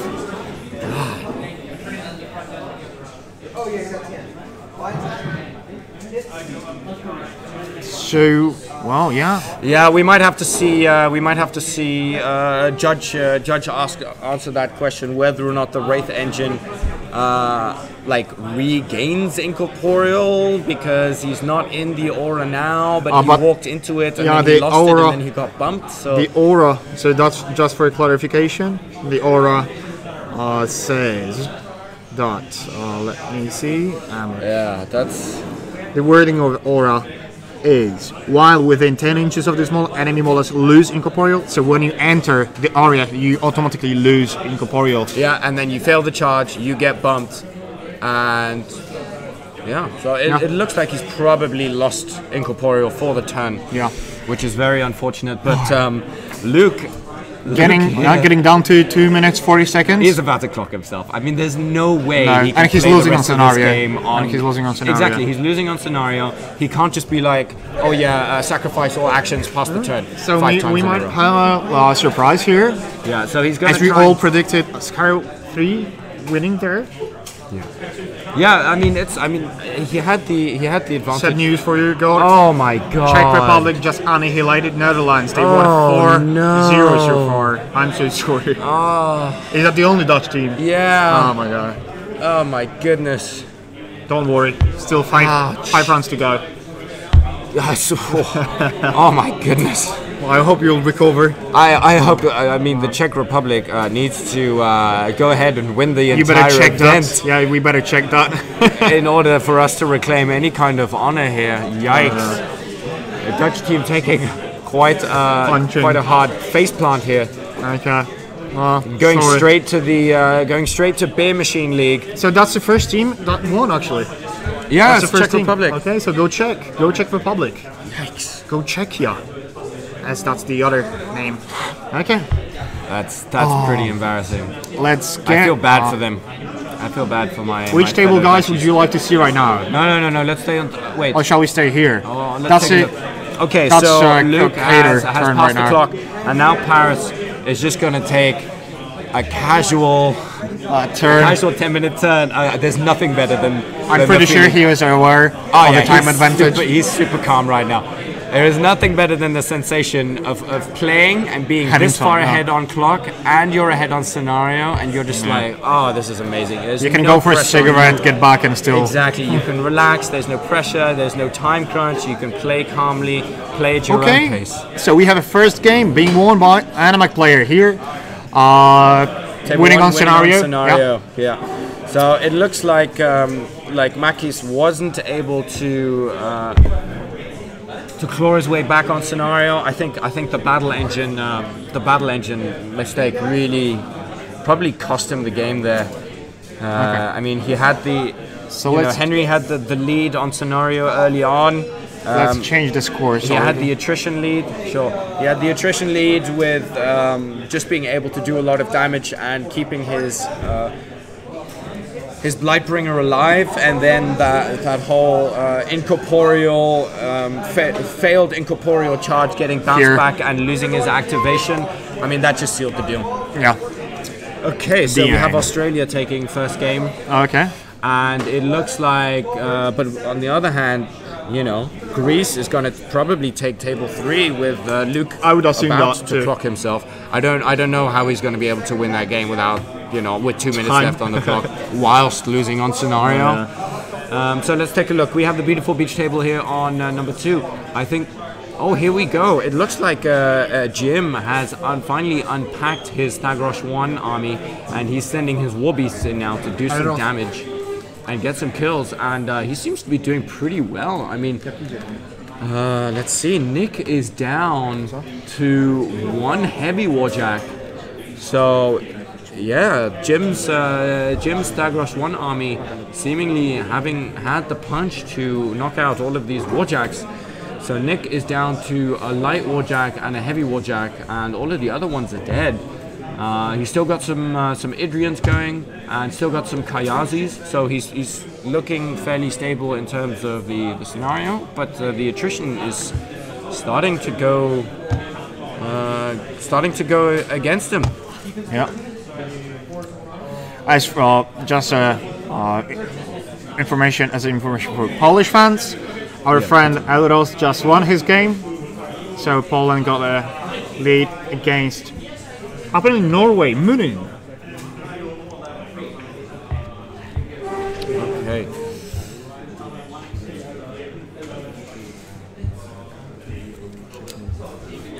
Okay, so on table 4, that will just go to Child is winning 3-0 on scenario-wise. So let me present you table number 4. There's the grassland. Oh yeah. So apparently, despite the attrition advantage the Trollball player has, Child is winning on scenario as Troll models couldn't get through to contest this zone probably. Yeah. And those Gremlin swarms prevent Trollball player from scoring. Oh, look at this Gremlin swarm all the way back here. Gremlin swarm here. Oh, Gremlin swarm here. That's so obnoxious. Here. And so probably obnoxious. similar here. Yeah. That's I cannot see Trollball player getting any points. He's going to lose on scenario. And he has 4 minutes left on his clock. 4 minutes, yeah. Okay. So 4 minutes 40 seconds. Yeah, so it looks like Vasilis is in trouble here. He's behind on great clock. captain. He's behind on scenario, and his attrition is starting to go against him. I mean, he's running out of champions. He's got only 2 long riders left. Okay, so there we have Scotland knocking out USA Edison. Wow. It's 3-1 right now. So Scotland just has defeated Edison. USA Edison. But that's the team that was missing the player, the Legion player, and that Tom Gohan took part in, so we can forgive them. Yeah. So as for now, Czech Republic won against Netherlands. Scotland already won against USA Edison. And Germany Poltergeist has beaten Switzerland 4-0 so far. Okay, interesting. Very good. Okay, now go Scotland.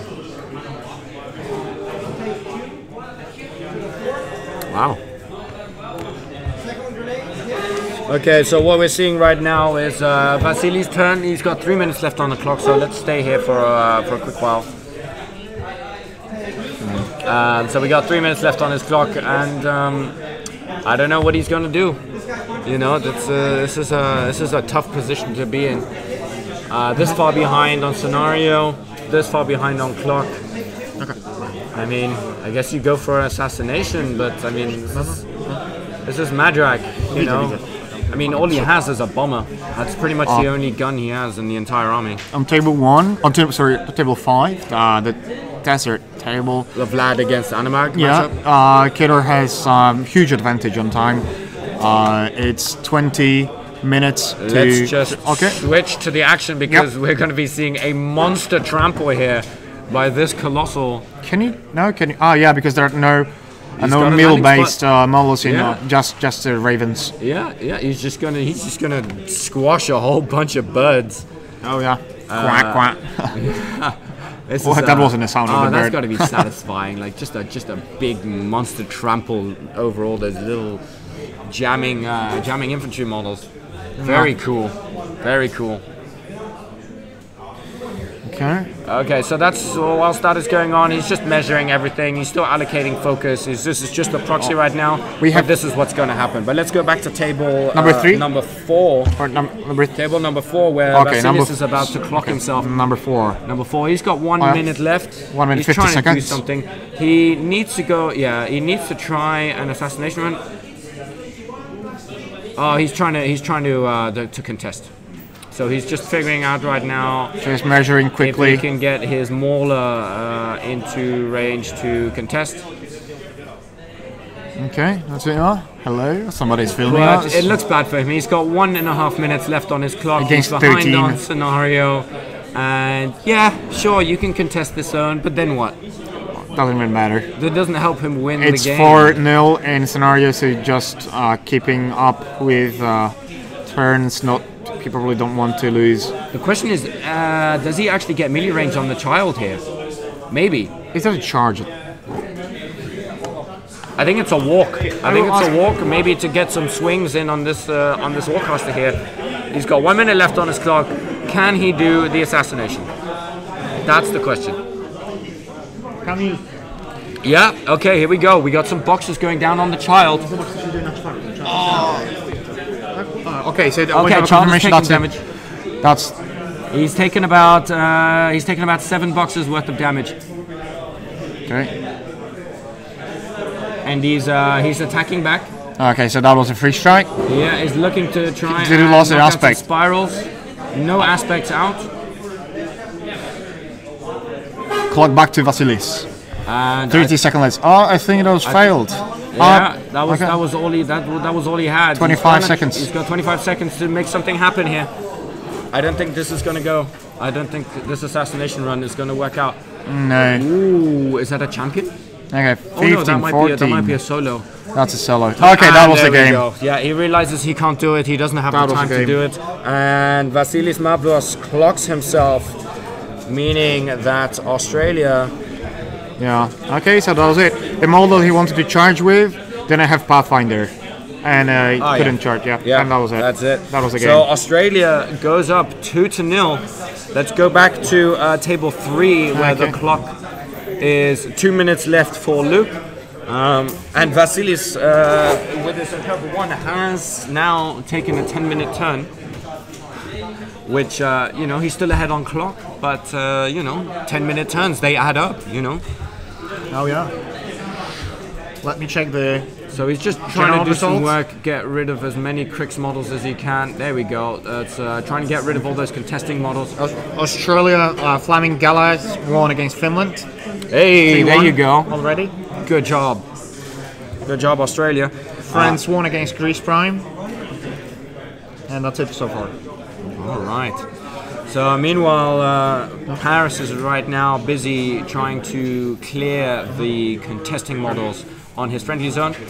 He's just positioning some Doom Reavers to get some swings in on those remaining 2 Bane Knights and 1 Bane Warrior. He's capable of probably the Scar player. The Recover player is probably trying to score as many points as possible. But the time difference is just huge. It's fantastic. It's 11 massive. minutes. It's massive. It's really comfortable to have 9 minutes over your opponent. Yeah, but you can't take it casually when you're in that position. It's very easy. I mean, he just spent 10 minutes, right? He just spent 10 minutes on his turn, and he still hasn't finished. So he could potentially throw this away. I mean, if Luke is in a position where he can just run a couple of models past the clock, he can take a 10-second turn, 15-second turn, pass it back. If then his opponent spends another 10 minutes like trying to just kill random models that he may not necessarily need to, then all of a sudden you're in a position where both players have just a couple of minutes left on their clock, and then it's really crunch time. You know, that's when stuff gets really, really exciting. So that's it. So he's cleared the zone. The last contesting Bane has gone. That was a bit wrong. Taking a swing on a friendly Doom Reaver and conveniently rolling poorly to miss his own friendly Doom Reaver. Always nice.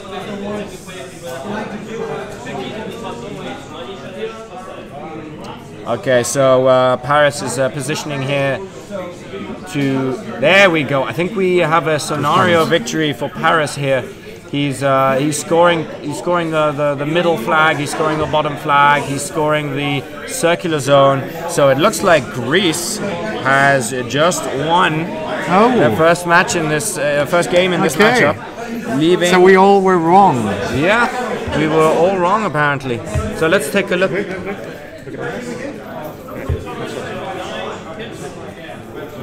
Okay, you'll have it checked.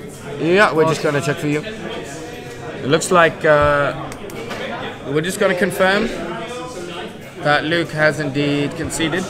Well, let us show you the general scenario room. Camel is running. On scenario, yeah. So Paris Bobaras has defeated Luke Borry on scenario with the cover 1. And let's take a look at the other games that are left. Yeah. So over here we That might be an assassination attempt. On which table? On the second table. Oh, hello. Oh yeah, that's right. So we have a Kayazi assassin going in on Thagrosh. Let's see if we can get a nice little damage spike here. He hits. Oh, he fluffs the damage roll. And I think he's wait. Did he? No, I don't. Does he not? Did he just kill him? We have they just shook hands on table 2. Okay, so yeah, let us check what happened. Okay, Kamil is checking that for us. Okay, let's just stay with this table. He killed Thagrosh. Okay, wow. So he did manage to actually kill Thagrosh 1 here. So that brings Australia to 3 games to 1. Winning 2 games on scenario and 1 game on assassination. So we have Australia winning the whole match. Meaning Australia has defeated Greece. And that leaves 1 game still left to play. So let's get back to the table 5. Table 5. Where David with his Vlad 1 is going up against Marios with his Animag. And yeah, so as we saw earlier, the massive trample on the top happened and a whole bunch of birds just got flattened. David is now busy trying to figure out whether or not he can keep Vlad safe. He has feated. So now this bottom Colossal is going to be going in onto the middle. You can see the proxy base right there. He's going to be getting a charge. And he's going to be trying to kill as many of those Ogryn as he can.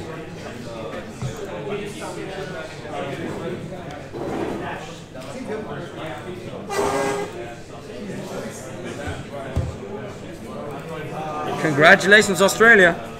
Oh yeah. For making it through the first round. That was a nice match, but still, there's 1 game left. That was close. I thought for a second that they might not make it. Yeah. A hangover is starting to kick in. I have a solution. I need coffee. I'm gonna grab a coffee. Okay, sure. Okay, so you have here the last match between Greece and Australia being played. Eliminators just running.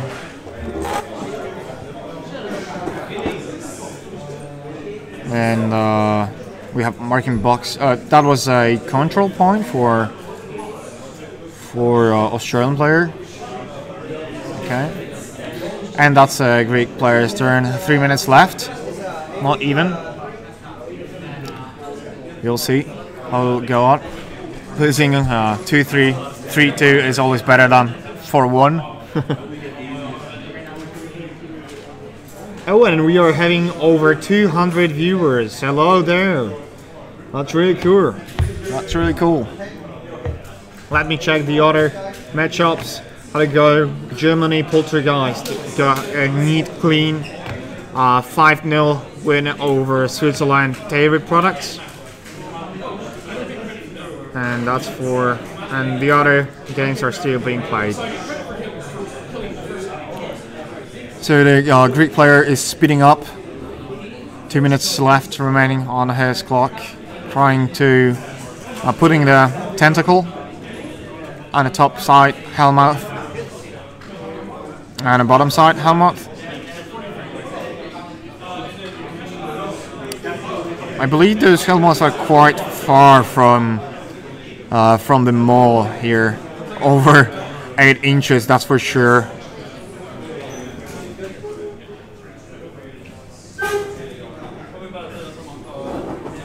Okay, I believe that's a charge. 1 minute and a half remaining. Just trying to score some points. Just not to surrender. The time advantage for Australian player is huge.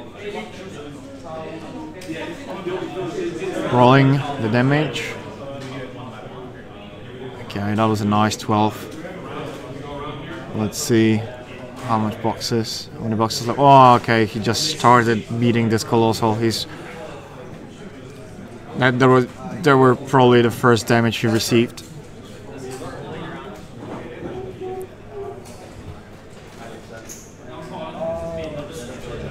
$50 seconds remaining.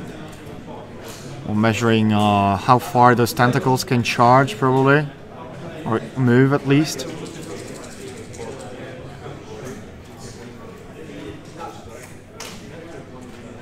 You're expecting here an Australian player winning the game. In case he definitely hit. Killed. Eliminator.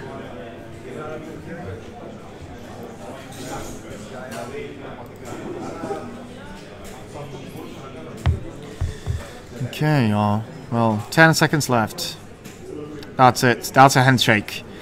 Okay, so that was a great round. Australia winning 4-1 against Greece. Epic. That was really nice match. We're waiting for George to go back. We are having here a captain of the Greek team for a short interview. Vasilis. I'll just turn on the commentator's cam. Hello. Hello. So how did it go? What went wrong? For me, it was a time. It was a. I have. First of all, he has a very bad dice. So I think it was a 50-50 game. He has very bad dice, and I will try to do attrition, but I have to do a very long round. Oh yeah. So I left with only 6 minutes. So actually, in these 6 minutes, I didn't think I can do. Because basically the Gremlin Swarms were contesting every single piece you could score. So how many magical attacks did he have? Magic one? Yeah, but he did the force hammer, so he removed my elder. So actually, I didn't have the ability to remove the stealth and the incorporeal. So you had magical attacks, but it couldn't hit because you didn't ignore stealth. Yeah. So actually only Mandrake one, and you know, with terrain it was very high, and with the stealth it was very high. So actually, I didn't think I can win the game, so I tried to do caster. Difficult, yeah. We've seen the caster kill attempt. Yeah, but I don't know. But what happened? Moeller charged the child? No, he was trampled because I didn't see him. So it was just one attack, and I did a bad mistake. You got a free strike? No, I didn't. We have George coming?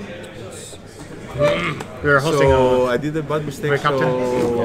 I didn't give Pathfinder to Madrak, I give just to Moeller.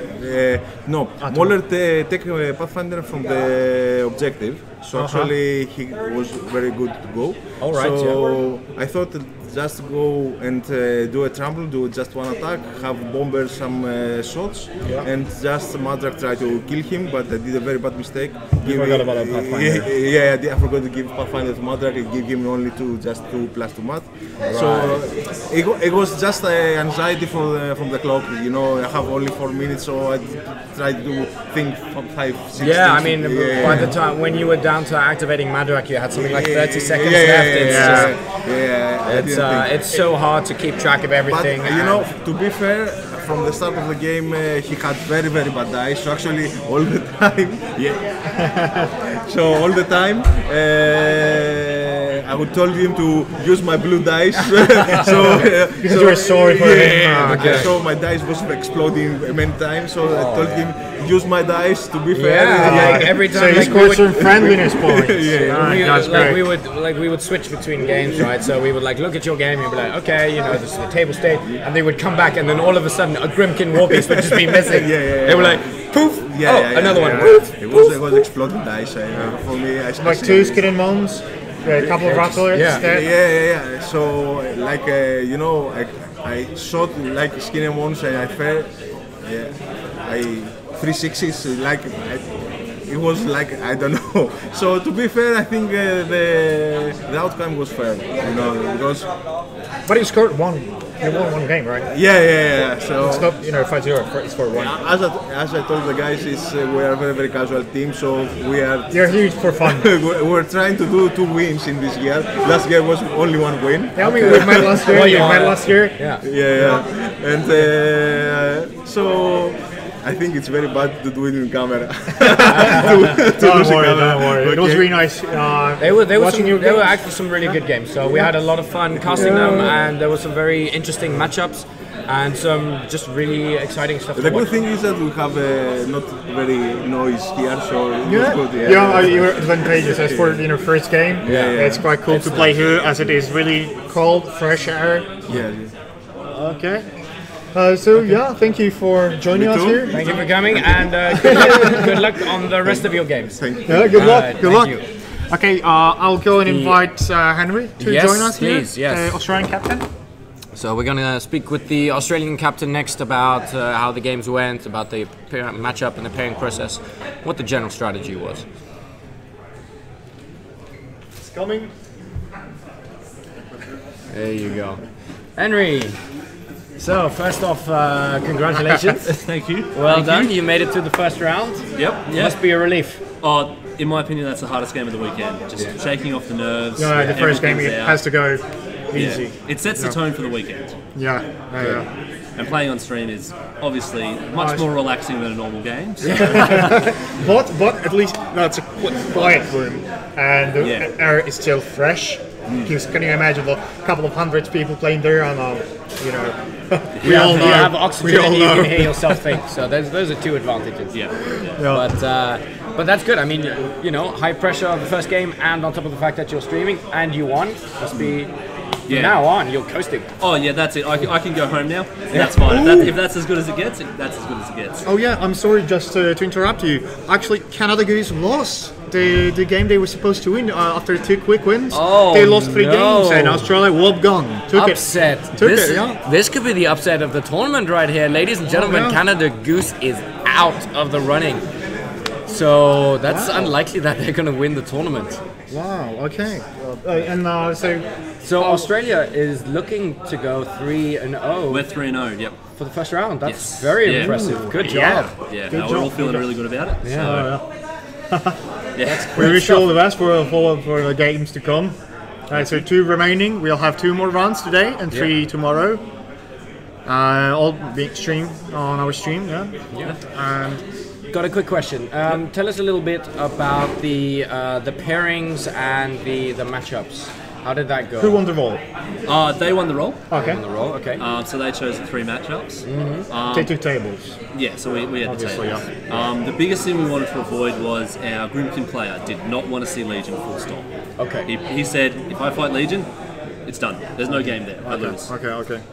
So when we could suck out both their Legion players early, getting them into Dave with his Kador and Nick with his Mercs. That's right. We were sailing pretty clear from there. That was a big thing for us. So that was your main goal, was to protect the Grimkin player. Okay. Everyone else was kind of 50-50, depending on the table, depending on rolls, depending on exactly what happens. We're all with a shot, but that was the big thing that we wanted to avoid. Were there any particular tables that you really wanted or really didn't want? Like the Scar 3 Cloud table? Yeah, that probably wasn't the most ideal table, but most of them were pretty happy with the tables that we got. The big one is Dave with his double colossal list. He hates it if there's a big building in the center, just because he can't maneuver it. So he was happy. He was mad enough that it was Mirage first round. So, but yeah, he loves it if you can get a nice clear center, either forest or clouds. I wasn't really too iffy about it, just because Hellmouths are Hellmouths, so you can't really argue with them. Yeah, exactly. So thank you for joining us here. Yes. Good luck for the Congratulations. Yeah, congratulations. That was an epic Aussie, win. Aussie. Oi, oi, oi. Nice. Okay, cool. All right, ladies and gentlemen, that was it for round one. Maybe. Yeah, let's take a look at some other games. I mean, we've got some really big upsets already. Information from our Polish fellow player Elros that Poland Go West is probably going to lose against Norway Munin. That it's not going very well, but we'll see. It's still undecided. And the other matches, Norway Hugin lost against England Knights. Wow, 3-2. Okay, so the second Norwegian team lost against England. Jake lost with Haley 3 against K1, interesting. And Rob McCormick lost with his truck of 2 against Janagro 2. But the other 3 players won their games, so wow, good for them. Germany also is doing very well. They've, I believe, they're going 3-0. So all of the German teams have won their first round, and all of the Australian teams have won their first round. So we may be looking at a repeat of 2 years ago when it was Australia against Germany. Strong. Yeah, definitely strong. Then we have Finland Luhi. Taking it the 3-1 against Wales Kunanen.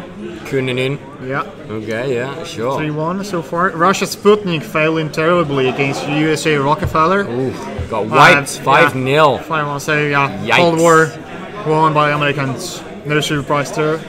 France Asterix won 3-0 against Estonia so far. Estonia, yeah.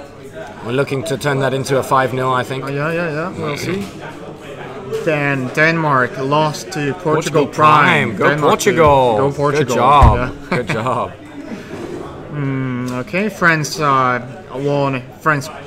won against Greece Prime. Okay, so both French teams have won as well. Got to keep an eye on those guys. Yeah, Germany. Gesamtkunstwerk. Gesamtkunstwerk. Yes. Almost. Took it from Portugal Prime, so Norbert lost his game, unfortunately. No, because you have Portugal Prime and Portugal Primal. Sorry, okay, yeah, Primal. So Portugal Primal is, there are still 2 games not finished, but obviously having 3-0, Germany, Gesamtwerk. Oh, here we go. Here there's another upset. We have Ireland beating USA Tesla. That means 2 out of the 3 American teams have already been knocked out. Add that to the Canadian team that just got out. So Northern America is in North America is in big trouble here. Go Europe. Then Scotland, The other team losing against Scotland. So the Gaelic team seems to be doing very well. Ireland and Scotland doing very well. Okay, well, then we have Canada Goose obviously failing and losing to Australia Wobgang. I mean, that's a crazy good matchup. Like, you could see that on a final table any day of the week. No, last year the final table was, I believe it was Germany versus France, wasn't it? Yeah, I think it was Germany-France. Yeah.